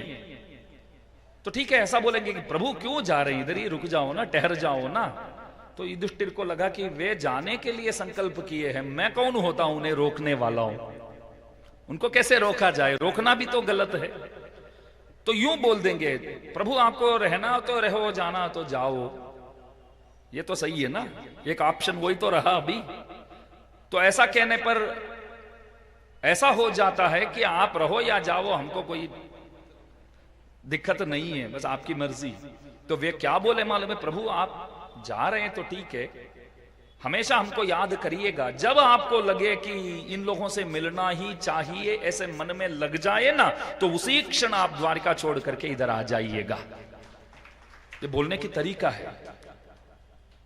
यहां से आचार्य गण पधारेंगे तो आप सब वही बोलेंगे, जब पधारेंगे इधर से निकलेंगे तब क्या बोलेंगे? हमारी तो याद तो आप हमेशा करेंगे, लेकिन आपको लगे अभी देखे बगैर नहीं चलेगा, ऐसा जब भी लगेगा ना तो अपने स्थान छोड़ करके इधर पधारने की कृपा करें। इस तरह ही बोलना चाहिए। कहने का तात्पर्य, बड़ों से बात करना जो है ना, इससे अच्छा मौन ही अच्छा है। कुछ बोलो ही मत, अडियन बोलकर हाथ जोड़कर निकल जाओ, बहुत हो गया।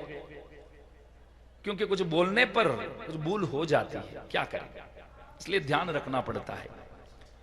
तो ये साहस किए हैं। तो आज के दिन रंगनाथ जी का बहुमान रंगनाथ जी को हुआ। मैंने बोला तोताद्री स्वामी जी के उत्सव भाई और बहन दोनों मिलाकर ये उत्सव मना रहे हैं। तो आज के दिन रंगनाथ का बहुमान आया। आज का नक्षत्र जो है ज्येष्ठा नक्षत्र है। आழ்वारों में जो भक्तांग्रि रेणु स्वामी जी महाराज कहलाते हैं, उनका नक्षत्र ज्येष्ठा नक्षत्र। भक्तांग्रि रेणु स्वामी जी महाराज की एक अद्भुत महिमा है। वे रंगनाथ के सिवाय और कोई किसी भगवान के दर्शन अपने जीवन में वे किए ही नहीं, रंगनाथ को छोड़कर कहीं गए ही नहीं। वे एक ही भगवान को जानते थे, रंगनाथ भगवान को ही जानते थे। एक अरेयर स्वामी जी श्रीरंगम से तिरुपति गए। तिरुपति बालाजी बोले अरेयर स्वामी जी आए हैं तो गायन वगैरह बहुत सुंदर करते हैं, तो रंगनाथ के सामने जैसे आप गाते हो ना, वैसे मेरे सामने भी गाओ, मैं भी सुनूं। तब स्वामी जी बोले ठीक है, प्रभु का बहुत बड़ा विशाल हृदय है। प्रभु बोले गाओ करके, तो प्रस्तुत करता हूं। तो हाथ में वो मंजीरा लेकर वो बजाने लगे।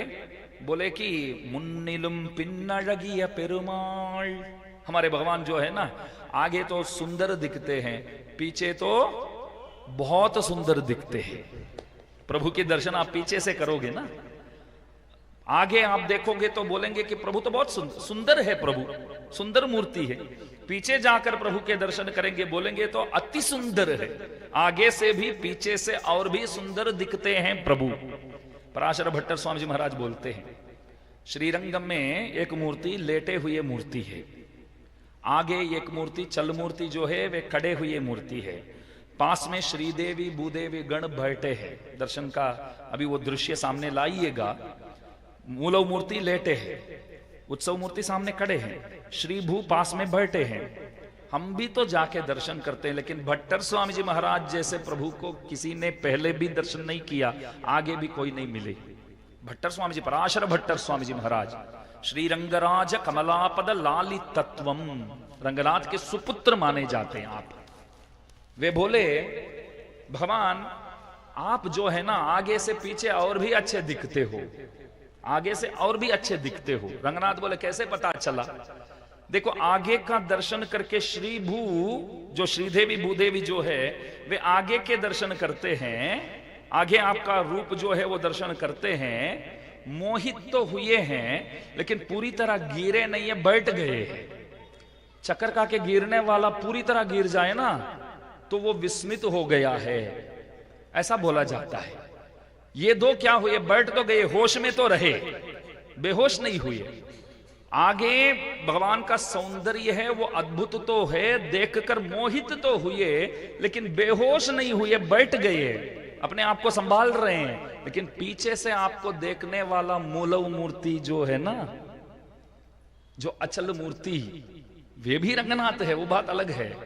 वे आपको पीछे से उन्होंने देखा, अरे क्या सुंदर दिखते हैं सामने वाला मूर्ति, ऐसा सोच करके बेहोश हो गए, बोलो लेट गए, इसलिए ऐसे सुंदर मूर्ति है। मुन्निलुम पिन्नळगिय पेरुमाल। तो तिरुपति बालाजी बोले ये तो बिल्कुल बात सही है, हम आगे से पीछे से और भी अच्छे दिखते हैं, बात बिल्कुल सही है। इस तरह दो चार पद गाने लगे, एक शब्द बोले, पदिन्मर पाडुम पेरुमाल। सभी आழ்वारों द्वारा जिनका मंगलाशासन हुआ हो, ऐसे प्रभु आपकी जय हो। तो तिरुपति बालाजी अपनी चेहरा जो है यूं कर दिए, ऐसे करने लगे। अरे स्वामी जी को समझ में आई बात, आप सबको ही समझ में नहीं आया अभी। भक्तांग्री रेणु स्वामी जी ने मंगलाशासन नहीं किए हैं तिरुपति बालाजी का। उन्होंने क्या बोला? सभी आழ்वारों द्वारा जिनका मंगलाशासन हुआ हो उनकी जय हो। तो ये तिरुपति बालाजी क्या बोले मालूम है? अरे ये एक आழ்वार निकला ना, सब बिगाड़ दिया उन्होंने, सब माहौल बिगाड़ दिया। तिरुपति बालाजी के बारे में बाकी सभी आழ்वार गण गाए हैं, गीत प्रस्तुत किए हैं, पाशुर प्रस्तुत किए हैं। एकमात्र भक्तांग्री रेणु स्वामी जी महाराज वे तिरुपति बालाजी के बारे में कुछ भी नहीं बोले हैं, कुछ भी नहीं बोले। तो तिरुपति बालाजी बोले एक आழ்वार ने सब बिगाड़ दिया, यार बात छोड़ दो यार, और कुछ गाओ आप, अच्छा ही नहीं लगता है। क्योंकि रंगनाथ से जब भी मिलना होता है ना, तो रंगनाथ जी क्या बोलते हैं? एक रन से हार गए आप। कैसे बोलते हैं? एक रन से आप हार गए। तो भक्तांग्री रेणु स्वामी जी महाराज जो पतिव्रता शिरोमणि माने जाते हैं। हम श्री वैष्णव लोग अन्य देवी देवताओं की पूजा वगैरह नहीं करते हैं, श्री वैष्णव लोग नहीं करते। बहुत से लोग प्रश्न उठाते हैं इस बात पर, ऐसा कैसे चलेगा? द्रवंती दैत्याः प्रणमंती देवताः। श्री वैष्णव लोग अन्य देवी देवताओं की पूजा वगैरह क्यों नहीं करते हैं? अरे अन्य देवी देवता लोग श्री वैष्णवों की पूजा करते हैं, तो श्री वैष्णव लोग कहां जाकर के किसकी पूजा क्यों करेंगे? निंदा भी नहीं करते। एक अद्भुत बात है, ध्यान में रखने योग्य है।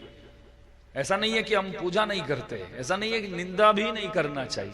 बाहर कोई देवी देवता आ जाए तो हम सारी लाइट्स वगैरह चालू रखते हैं और सेवा जो भी हमसे बन पाए वो सेवा भी करते हैं। लेकिन ये जो हाथ है ना, ये प्रभु के सिवाय और किसी के सामने हम नहीं जोड़ेंगे। भक्तांग्रिरेण स्वामी जी महाराज बोले, हमारे प्रभु में भी रंगनाथ जी को छोड़ करके अन्य दिव्य देशों के मूर्तियों को देख कर भी मैं कभी हाथ जोड़ने वाला नहीं हूं। तो आप लोग, कुछ लोग ऐसे होते हैं कि श्री वैष्णवों को देखकर, देखो ये लोग अन्य देवी देवताओं के पूजा नहीं करते, हाथ नहीं जोड़ते हैं, तो भक्तांग्रिरेण स्वामी जी महाराज को क्या बोलेंगे फिर? नारायण के ही तो सभी मूर्तियां हैं, जितने भी दिव्य देश में प्रभु विराजमान हैं, लेकिन रंगनाथ को ही दर्शन करेंगे और किसी को नहीं करेंगे। इसलिए ही आज के दिन श्रीरंगम से भट्टर स्वामी जी महाराज पधारे। रंगनाथ ने विचार कर लिया कि रंगनाथ की बहुमान जो हमारे परम प्रिय भक्तांग्रिरेण स्वामी जी महाराज का जो जन्म नक्षत्र ज्येष्ठा नक्षत्र दिन आता है, पड़ता है, तो उसी दिन सन्मान करना सही रहेगा, यूं समझ करके। वरना 5 दिन का मेला है, भट्टर स्वामी जी कभी भी आ सकते थे, कल आ सकते थे, परसों आ सकते थे, 5वां दिन तो षष्ठीब्द पूर्ति के दिन आ सकते थे। आज क्यों पधारे? ये ज्येष्ठा नक्षत्र रंगनाथ ने चुनकर आज बहुमान किए हैं। दास ऐसा मानता है। हम सब श्री वैष्णव है। कुलशेखर सूरी की बात शुरुआत में मैंने की। वे अपने आसन छोड़ करके, मतलब राज्य छोड़ करके भगवान के भक्त हुए और घूमते फिरते प्रभु के दर्शन करते रहे। रोज सबों को बुलाते थे कि सब श्रीरंगम चलो मेरे साथ, मैं दर्शन कराऊंगा करके, सबको बुलाते थे। मैंने पूछा, रोज श्रीरंगम जाते तो वही तो भगवान है? मेरे बेटे को एक महीने पहले तिरुपति लेकर गया था मैं, उसका यज्ञोपवीत संस्कार होने के बाद तिरुपति के जीएर स्वामी जी के पास जाकर के बड़े स्वामी जी सरकार जीएर स्वामी जी को प्रणाम किए हम। जीएर स्वामी जी बोले कि अच्छा, उनको भी पत्रिका पहले दास भेजा था यज्ञोपवीत संस्कार का। स्वामी जी बोले सब अच्छे, उन्होंने बहुमान भी भेजा था। स्वामी जी बोले अच्छा हुआ दर्शन के लिए लाए हैं आप। तो अपने शिष्यों को बोले कि त्रिप्पावई शातुमरा जब अंदर करेंगे तो इस बालक को सबके आगे मेरे सामने ही, मेरे पास में ही खड़ा कर देना। तो मेरे को बोले कि आपको भी दर्शन कराएंगे, लेकिन बालक यज्ञोपवीत संस्कार आने के बाद पहली बार आया है तो प्रभु जी के, ठाकुर जी के दर्शन अच्छी तरह करे, तिरुपति बालाजी के दर्शन वो भी। तो उनको आगे खड़ा कर दिया। और बालक तो बहुत छोटा है, 7 साल का है, अभी तो 8 साल पूरा हुआ है। तो वो भगवान को तो दर्शन किया, वो हाथ जोड़ करके यूं देख रहा है, उधर देख रहा है। जितने भी महात्मा लोग खड़े थे तो उस तरफ देख रहा था। तो एक स्वामी जी, एक आचार्य उनके पास खड़े, उसके पास खड़े थे। बोले कि अरे बेटा, भगवान को तो देखो, ये तो अलभ्य लाभ है। 5-10 मिनट कुलशेखर पत्थर जो हमारे वहां बोलते हैं, कुलशेखर सूरी ही माने जाते हैं। वो जो सीढ़ी जैसा है वो प्रभु के सामने, क्योंकि कुलशेखर सूरी यूं गायन करते हैं कि मैं वो सीढ़ी बन जाऊं और प्रभु के मुखारविंद देखता रहूं। तो इसलिए हम उस पत्थर को, वो जो सीढ़ी जैसे है प्रभु के सामने, उसको कुलशेखर सीढ़ी ही बोलते हैं, कुलशेखर पड़ी बोलते हैं। तो उसके पास निकट खड़ा था मेरा बेटा और सबको देख रहा था। मैं भी डांटा सामने से, देखो प्रभु को सामने खड़े हैं, प्रभु ये लाभ कहां से मिलेगा? एक पल के दर्शन के लिए लोग तरसते हैं, तेरे को तो 10 मिनट का दर्शन मिला ही, वहां देखो ना। तो वो तो माना ही नहीं, इधर उधर देख रहा था। लेकिन बाहर आने के बाद ही दास को कुलशेखर सूरी याद आए। कुलशेखर सूरी क्यों याद आए? वे अपने पेरुमाल तिरुमुड़ी नामक दिव्य प्रबंध पर गाते हैं। मैंने मेरे बेटे से पूछा, भगवान का दर्शन किया? फिर शाम को प्रभु की सवारी निकली। सवारी में पाठ करते करते आप जाओगे ना तो पुनः एक बार दर्शन का लाभ मिलेगा आपको, ऐसा व्यवस्था है वहां। मैंने बेटे को बोला कि अभी भी साथ चलो, प्रभु के दर्शन करेंगे। उन्होंने मुझसे यूं पूछा, अरे वही भगवान ना, सुबह जो दर्शन किया वही ना? दर्शन तो हो गया है, बार बार क्यों बुलाते हो? अरे तिरुपति में इस तरह पहली बार किसी ने सुनाया होगा प्रभु को कि एक बार तो दर्शन हो गया है, बारंबार क्यों बुलाते हो? 1000 बार बुलाने पर भी हम लोग तैयार रहते हैं प्रभु के दर्शन के लिए, जाने के लिए। तो उन्होंने बोला कि उन सुबह तो दर्शन हो गया, अभी क्या जाना है? तब एक बात याद आई, कुलशेखर सूरी। सुबह क्या हुआ, मेरा बेटा प्रभु को छोड़ करके वहां के आचार्यों को ही देखता रहा। कुलशेखर सूरी पहले ही बोल चुके हैं श्रीरंगम तो रोज जाना है। तो मैंने बोला श्रीरंगम के वे ही भगवान है, रोज जा करके आप क्या करेंगे? तब कुलशेखर सूरी बोले, श्रीरंगम रंगनाथ जी के दर्शन के लिए मैं नहीं जा रहा हूं, वहां के भक्तों के दर्शन के लिए बारंबार मैं वहां जाना चाहता हूं। अरे रंगनाथ को तो छोड़ दो यार, भक्तों के दर्शन, तत्रापि दुर्लभम मन्ये वैकुंठ प्रिय दर्शनम, अक्ष्णोहो पलम त्वादृश दर्शनम। भक्तों के दर्शन जो है वो अलभ्य लाभ है। तो श्रीरंगम जाकर के वे क्या करते थे, बैठ जाते थे और आने वाले जाने वाले भक्तों को यूं देख करके, जैसे भरत जी की बात आती है रामायण में, राम से चित्रकूट में भरत जी जब मिले तो उनके शरीर में बहुत मेल वगैरह बहुत थे, उसका जटा जैसा हो गया था उनके बाल वगैरह, और एक राजकुमार जैसे ही नहीं दिखे वे, वैसे पूरे कीचड़ में स्नान करके बाहर आए तो कैसे दिखेंगे, वैसे दिखते थे। आचार्य लोग इस तरह वर्णन किए हैं, क्यों ऐसे हैं, तो बोले कि सरयू नदी है ना, कीचड़ सा है, तो उसमें जाकर के स्नान किए तो इसलिए यूं बन गए। ध्यान दीजिए, बहुत अद्भुत बात है। सरयू नदी कीचड़ जैसा है तो बराबर पालन नहीं किया हो, और कोई कोई नदी तो स्वभाव के हिसाब से भी ऐसे होते हैं, तो उसमें रोज स्नान करते हैं तो यूं बन गए हैं। पूज्यपाद अन्नंगराचार्य स्वामी जी महाराज प्रतिवादि भयंकर महामहिमोपाध्याय दास के दादाजी के स्वशुर महोदय बहुत अद्भुत बात बोले। अरे सरयू नदी में स्नान करने की वजह से भरत जी का ये हालत जो है इस तरह नहीं हुआ है। प्रभु के वियोग से नित्य निरंतर वे रोते रहे रोते रहे रोते रहे, इसलिए उनके शरीर में इस तरह जैसे कीचड़ में स्नान करके बाहर निकले तो जैसे दिखेंगे, वैसे आंसू बहाते रहते हैं तो यूं बन गए। षटकोप सूरी गाते हैं, खंडनीर कई घड़ा लीरैकुम, नदी जैसे बहती है प्रभु के वियोग से, आंखों से पानी जो है नदी जैसे बहती है। तो इसलिए भरत जी यूं प्रभु के सामने आए। स्नानम रोष जनकम, विभीषण जी मैया के पास जाकर के बोले कि आप बढ़िया से बढ़िया तैयार होके आइए राम के पास। 10 महीने तक अम्मा जी वहां वैसे के वैसे बैठी रही, स्नान भी नहीं किया। समझो प्रभु जिस तरह मैं इधर बैठी हूं ठीक उसी प्रकार मेरे को वो देखना चाहिए, मैं कैसे वहां परेशान थी इस बात प्रभु को मालूम होना चाहिए। विभीषण ने सोचा कि आप बहुत समय के बाद प्रभु से मिलने वाले हैं, थोड़ा स्नान वान करके बढ़िया से बढ़िया आभूषण वगैरह पहन करके आप आएंगे तो प्रभु को बड़ा अच्छा लगेगा प्रभु को।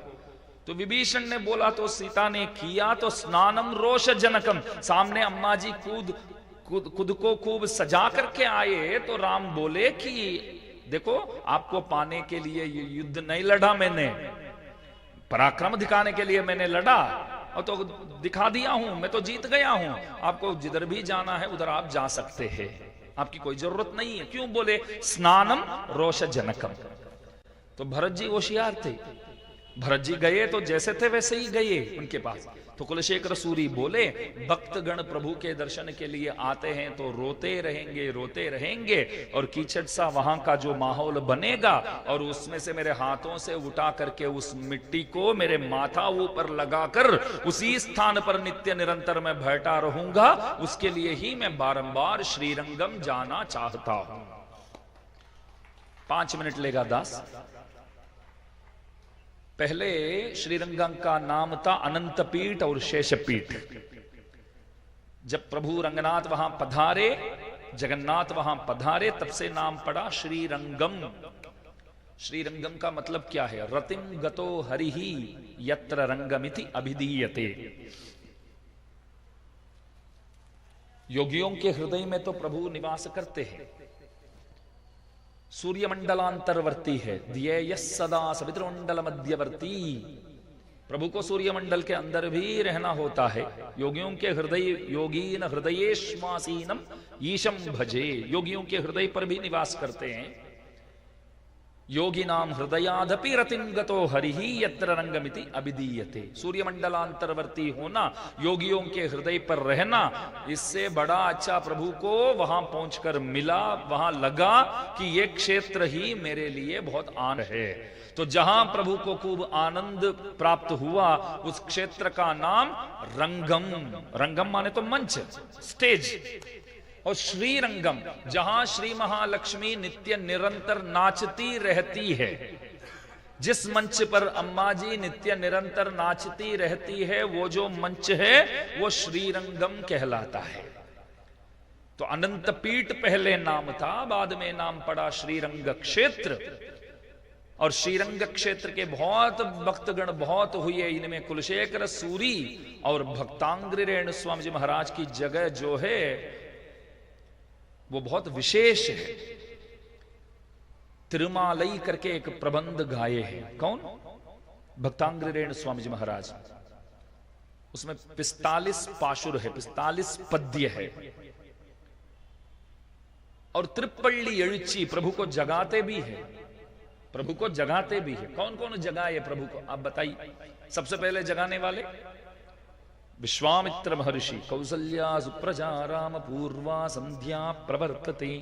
हमारे कृष्णसूरी स्वामी जी महाराज बहुत सुंदर व्याख्यान किए हैं, आज से 800 साल पहले की बात है।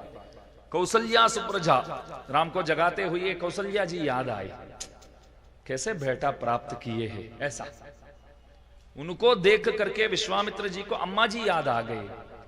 दुनिया में तो सभी के सब तो बच्चे तो पैदा तो करते ही है, 150 करोड़ की जनता है हमारे देश में। यहां तो कोई आश्चर्य की बात नहीं है बच्चा पैदा करना, इसमें तो रिकॉर्ड किए हैं हम। लेकिन राम को देखकर विश्वामित्र को लगा कि सबके सब तो बच्चे पैदा करते हैं, लेकिन बच्चा हो तो ऐसे तो सब नहीं निकलते हैं राम की तरह। तो कौशल्या याद आई, कौशल्या सुप्रजा राम। तो मैंने पूछा, अरे दशरथ का भी तो पुत्र है वो, दशरथ का भी याद किया करो।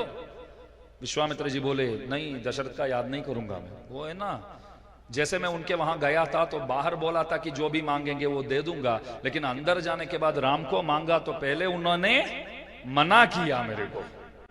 राजा दशरथ क्या बोले, नहीं दूंगा। राम तो वो षोडश वर्षो में रामो राजीव लोचना, ये तो बहुत छोटा है, मैं नहीं दूंगा। नहीं दूंगा बोला ना, तो उसको मैं याद नहीं करूंगा। ये कौशल्या बेचारी कभी ना बोली नहीं, राम को भेज दिया मेरे साथ। इसलिए कौशल्या सुप्रजा राम पूर्वा संध्या प्रवर्तते उत्तिष्ठ नरशार्दूल। तो पहले वे जगाए, उसके बाद विष्णुचित्त स्वामी जी महाराज भी एक पाशुर में जगाते हैं, उठो और दूध पिया करो, कन्हैया को जगाते हैं। और 10 पाशुर 10 पद्य गाए हैं। भक्तांग्री रेणु स्वामी जी महाराज रंगनाथ भगवान को जगाते हैं और तिरुमालय करके एक अद्भुत प्रबंध गाए हैं। पच्चैमा मलैपोल मेनी पवड़वाई कमल चंगण अच्युदा अमर रे रे आयर्तम कोळुंदे एन्नुम इच्चुवै तविरयान पोई इंदिर लोकमालुम अच्चुवै पेरिनुम वेंडेन अरंगमा नगरुलाने। मैं श्रीरंगम में ही रहूं और आपका नाम नित्य निरंतर लेता रहूं। प्रभु मेरे को वैकुंठ भी नहीं चाहिए। भावो नान्यत्र गच्छति। हनुमान जी बोले पहले, वैकुंठ नहीं चाहिए, ऐसे कुछ लोग बोलते हैं। आचार्य गण क्या बोलते हैं, वैकुंठ जल्दी प्रदान किया करो बोलते हैं। और कोई संप्रदाय आपको ऐसा नहीं मिलेगा, सुबह उठते ही वैकुंठ जाने के लिए प्रार्थना की जाती है। कोई संप्रदाय कभी सुना है आपने? हमारे धर्म में रोज उठते ही क्या मांगना चाहिए प्रभु से? प्रभु से मांग सकते हैं कि नहीं? कुछ भी नहीं मांग सकते हैं। एक चीज मांग सकते हैं, सुबह उठते ही ये मांगना चाहिए प्रभु से कि आज का दिन मेरे लिए शुभ शुभ दिन हो। कैसे? आज उठा लो ना प्रभु, कब तक रखोगे मेरे को इधर? मेरे हिसाब से और कोई धर्म में इस तरह प्रभु से प्रार्थना नहीं किया जाता है। यूं प्रार्थना करते लोग, उनको उठाओ इनके उठाओ करके यूं प्रार्थना करते होंगे लोग। वो बहुत परेशान पहले से कर रहे, उठाओ ना उसको। हमारे धर्म में इस तरह प्रार्थना करते हैं कि हमें उठाओ ना प्रभु, कब देंगे आप मोक्ष, कब देंगे? ऐसा कोई जल्दबाज नहीं है, शांति से देवे प्रभु सबको मोक्ष। क्योंकि स्वामी जी महाराज के 80 वर्ष पूर्ति और शताब्दी वर्ष पूर्ति वो सब भी हम सब साथ मिलकर मनाना है। तो इसलिए प्रभु हमको और भी, हम सबको लंबी आयुष्य रामानुज स्वामी जी की तरह 120 साल प्रदान करे सबको। और क्या मिले या ना मिले, बस इच्छुक रहे उसमें भी मजा है, इच्छुक रहे उसमें भी मजा है। तो 120 साल प्रभु प्रदान करे। तो वे भक्तांग्री रेणु स्वामी जी महाराज बोले कि इधर ही रहना चाहता हूं, श्रीरंगम छोड़कर कहीं जाना नहीं चाहता हूं। और हनुमान जी बोले, स्नेहो में परमो राजन त्वयि नित्यम प्रतिष्ठितः भक्तिश्च नियता वीर भावो नान्यत्र गच्छति। वैकुंठ का नाम भी नहीं लेना चाहते हैं वो, भावो नान्यत्र गच्छति। मेरा मन और कहीं नहीं जाता, मैं कहीं आने वाला नहीं हूं, मैं चिरंजीवी बनकर इधर ही रहूं। और भक्तांग्र रेणु स्वामी जी महाराज भी बोले मैं श्रीरंगम में ही रहूं। और पराशर भट्टर स्वामी जी महाराज बोले कस्तूरी कलितोर्ध्व पुंड्र तिलकम करणांत लोले क्षणम। भगवान तो कस्तूरी तिलक लगाते हैं, मैं वैकुंठ जाऊंगा, वहां के वैकुंठनाथ को देखूंगा, उनके ललाट पर हमारे रंगनाथ की तरह कस्तूरी तिलक ना हो और वहां के प्रभु हमारे रंगनाथ की तरह यदि नहीं दिखे ना तो वैकुंठ त्याग करके उसी क्षण में धरातल आ जाऊंगा। आज तक आए नहीं है, इसका मतलब यह हुआ कि वहां भी साक्षात रंगनाथ ही विराजमान है। और उसके बाद वेदांत देश के स्वामी जी महाराज निरंतरम निर्विशदस्त्वदीयम अस्पृष्ट चिंता पदमाभिरूप्यम सत्यम शपे वारणशैलनाथ वैकुंठवासेपि न मेऽभिलाषः वैकुंठवासेपि न मेऽभिलाषः। आप श्री का दर्शन हुआ है तो इसको त्याग करके वैकुंठ जाकर के मैं क्या पाने वाला हूं, मेरे को वैकुंठ नहीं चाहिए। पूज्यपाद नगराचार्य स्वामी जी महाराज कहते थे यहां तो बहुत बढ़िया से बढ़िया प्रसाद वगैरह मिलता है, दिव्य देश जाने पर तिरुपति गए तो लड्डू बगैर कोई वापस आएगा? अरे जाते ही लड्डू के लिए लोग, भगवान तो बाद में आते हैं। लड्डू प्रसाद कोई दोस्त को भी बोलेंगे आप तिरुपति जाके आया तो बोलेगा कि लड्डू किधर है भैया, वही तो मांगेगा दर्शन हुआ कि नहीं, वो बाद में, वो पूछेगा बाद में। हमारे धर्म में प्रसाद की बहुत महिमा है। मेलकोट जाते तो वहां का पुलियोदरे तो अवश्य पाना ही चाहिए, क्या मस्त बनाते। जैसे विद्याभास्कर स्वामी जी महाराज सुबह बोले ना, ज्ञान मंडपम बोलते हैं संप्रदाय में मेलकोट को। वहां के पाचक भी संस्कृत के बहुत बड़े विद्वान निकलते हैं। मंदिर में सेवा करने वाले हमारे शिल्वनारायण आचार्य स्वामी जी महाराज संस्कृत विद्याशाला के अध्यक्ष के पद में विराजे थे और दिव्य प्रबंध के बहुत अच्छे दिव्य प्रबंध पाठी भी है। और पाकशाला में जाएंगे तो वे अंदर जाते तो हम सब खुश हो जाते हैं। हम बोलते कि 1-2 घंटे वेट करेंगे, ट्रेन छूट जाए तो भी कोई दिक्कत नहीं है, बाद में और कोई टिकट बना लेंगे। स्वामी जी महाराज अंदर गए हैं तो भगवान के लिए कुछ विशेष प्रसाद अवश्य बनाएंगे और भोग लगाएंगे और हमें प्रदान करेंगे। तो अच्छे विद्वान भी होते हैं, पाक कैंकर्य भी, जो पाचक बन करके जो प्रभु की जो सेवा करते हैं वो भी बहुत अद्भुत रीति से करते हैं। तो पूज्यपाद नगराचार्य स्वामी जी महाराज यूं कहते थे कि वैकुंठ जाने में क्या मिलेगा, वहां क्या रखा है, यहां की तरह प्रसाद भी वहां नहीं मिलेगा। प्रसाद भी इधर ही मिलता है, वहां नहीं मिलेगा। और इस तरह षष्ट्यब्द पूर्ति महोत्सव वहां नहीं मनाया जाता है। अब बोलिए आप वहां जाने की किसी की इच्छा है क्या? षष्ट्यब्द पूर्ति वहां नहीं मनाया जाता है। वहां क्या होता है? हावू हावू हावू हावू हावू हावू, बस यही होता है। ये क्या हाउ हाउ में क्या रखा है?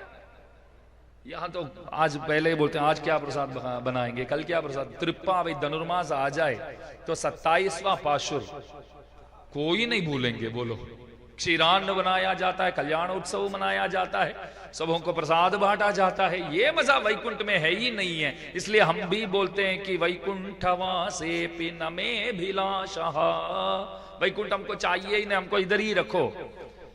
ये जो अर्चा समाधि में आप श्री के दर्शन करके हम यूं ही बस हम सब साथ मिलकर के खुश रहे, वो बहुत हो गया।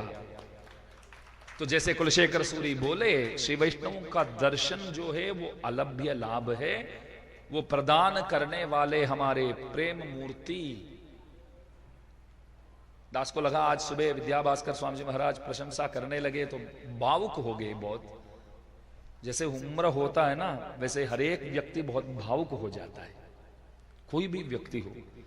दास भी 10 साल के पहले तो कोई झगड़ा बगड़ा मंदिर में तो मामले कुछ ना कुछ तो रहता है, उसमें तो बहुत आवेश बहुत होता था। अभी कोई सामने आकर के कुछ बोले तो भी गुस्सा नहीं आता है। 40 साल में ही इतना फर्क आ गया समझो। तो और 50, 60, 70 होते रहे ना तो बहुत भावुक हो जाते हैं सब। ये होना बहुत जरूरी भी है। और आचार्यगण पहले से ही भावुक होते हैं और उम्र के हिसाब से और भी भावुक हो जाते हैं।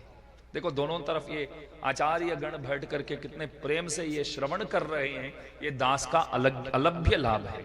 सभी आचार्य गण बैठे, ऐसा नहीं है 1-2 का नाम लिया हो तो बाकी सब तो हम क्या यूं ही बैठे हैं क्या, हम भी तो आनंद से ही तो सुन रहे हैं, ये बात अलग है। लेकिन ये लोग जो जो नहीं जानते हैं वो मैं क्या जानता हूं। सबसे पहले बड़े बड़े आचार्यों के दर्शन किए हैं हमारे गादी स्वामी जी महाराज, इनको देखते ही खुश हो जाते हैं। वैसे स्वामी जी महाराज कुछ लोगों को जब देखते हैं, तो मेरा भी बेटा आता तो वो अडियन बोलने से पहले इतने 90 साल के हैं, सामने आकर के बोल गए अडियन यदुनिधि, मैं तो पीछे से उसको जोर से स्वामी जी बोल रहे हैं, तू बोलो यार, उसको प्रणाम तो करो। वो प्रतीक्षा भी नहीं करते। इतने बड़े आचार्य है, सौम्य मूर्ति है, इतने बड़े हैं, तो ये बालक के पास आकर के अडियन, तो एक सामान्य बालक के प्रति भी इस तरह विशेष करने वाले आप जैसे महानुभावों के प्रति क्यों नहीं करेंगे, आप बताइए। तो दास जब भी बालक स्वामी जी से भी मिलना होता है, तो ये उत्सव के बारे में कुछ बातचीत करने के लिए बुलाते, तो दास यही पूछेगा कि कौन कौन आचार्य महानुभाव कब आ रहे, हमारे विद्या भास्कर स्वामी जी कब आ रहे। ऐसे ही राघवाचार्य स्वामी जी महाराज कब आएंगे, बाकी सब अन्य आचार्य गण पुष्कर वाले स्वामी जी कब आएंगे, ये सब बातें तो होती रहती है ऐसे हमेशा। इसलिए ये है कि सभी आचार्यों का दर्शन का लाभ हम जहां बैठे हैं वहां आकर के दर्शन देते हैं। जिनके दर्शन के लिए आपको दौड़ना पड़ेगा, वे लोग आपके वहां आकर के घर बैठे बैठे गंगा सामने आ जाए। ठीक उसी प्रकार इतने सारे आचार्य गण हमारे सामने आए हैं, तो दास तो यहाँ सभी आचार्य गण बोले, विद्याभास्कर स्वामी जी भी बोले, आपके मुखारविंद से सुनना है तो आप बोलेंगे तो अच्छा लगेगा, आप बात करते रहे, बहुत खूब प्रशंसा किए हैं। दास तो खास इसके लिए आया है कि बहुत सारे आचार्य गण यहाँ पधारेंगे, उन लोगों का दर्शन का लाभार्थी दास बन जाए, तो अपने आप को दास लाभान्वित बनाए, कृतार्थ बनाए, वो समझकर ही दास इधर आया है। कल रात को हम सब इंदौर आए चेन्नई से एक फ्लाइट से, इतना चला पूरे फ्लाइट, पूरे श्री वैष्णव फ्लाइट था वो, बोलो वो फ्लाइट जो था वो इंडिगो फ्लाइट नहीं, श्री वैष्णव फ्लाइट। सभी के सभी कितने कौन कौन थे, किधर किधर बैठे थे, हम एक दूसरे को भले मालूम ना हो। बहुत सारे आचार्य, देखा देखो उधर धोती वगैरह पहन के कोई आचार्य जा रहे, अरे पीछे से और कोई आ रहे, वहां देखो विष्णु प्रपन्न आचार्य स्वामी जी महाराज वे खड़े थे, और हमारे गया वाले स्वामी जी महाराज, बिट्टू स्वामी जी महाराज, उनको देखा वो जैसे धोती यूं पहन करके वो सारा सामान, इनको कहीं देखा, बाद में लगा अरे स्वामी जी है, सेवा में लगे हुए थे। और हमारे स्वामी जी भी पास में ही थे, पुंडरीकाक्षाचार्य स्वामी जी महाराज पास में थे। सभी के सभी आचार्यों उसमें एक ही विमान में बैठ करके सब साथ में आए, तो ऐसा लगा कि हमारे रंगनाथ आचार्य स्वामी जी ने हमारे लिए एक चार्टर्ड फ्लाइट ही कल बुक कर दिया लगता है, सभी श्री वैष्णव आचार्यों के लिए, बोलो। तो बैठने वाले भी कुछ लोग तो और भी होते हैं ना, वे लोग यूं ही देखते रहे कि किधर क्या उत्सव, अभी तो कुंभ वगैरह भी नहीं है कहीं, इतने सारे साधु संत गण एक साथ किधर निकल के जा रहे हैं, यूं देख रहे थे, बहुत अच्छा लगा। तो दास भगवान से और आचार्यों से यही प्रार्थना करता है कि इस तरह मौका बारंबार प्रभु प्रदान करते रहे, सब जगह साथ मिलकर के बहुत रामानुजाचार्य जी के मुखोल्लास हेतु हम सेवा करते रहे, तद्वारा हम सबका कल्याण होवे। और आज के दिन, ये ज्येष्ठा नक्षत्र के दिन, भक्तांग्रेण स्वामी जी महाराज के पावन नक्षत्र, उनका जन्म नक्षत्र, वैसे तो महीना तो माक्षर महीने में उनका अवतार हुआ था, महीना भले अलग है, लेकिन नक्षत्र के हिसाब से आज ज्येष्ठा नक्षत्र उन्हीं का नक्षत्र है।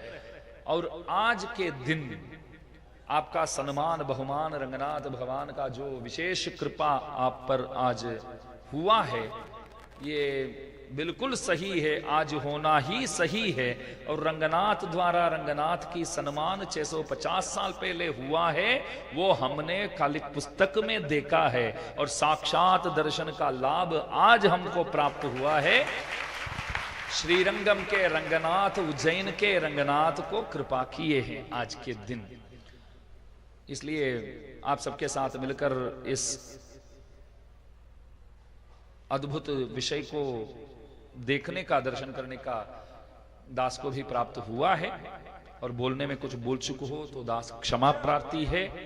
और सभी आचार्य महानुभाव सब प्रेम यहाँ उपस्थित होकर और बहुत प्रेम से दास की इन बातों को स्यादेव महताम प्रीत्यै बालिशस्यास्य भाषितम, स्यादेव महताम प्रीत्यै बालिशस्यास्य भाषितम न ददाति शुकीयावाक बुधानामपि किम मुदम।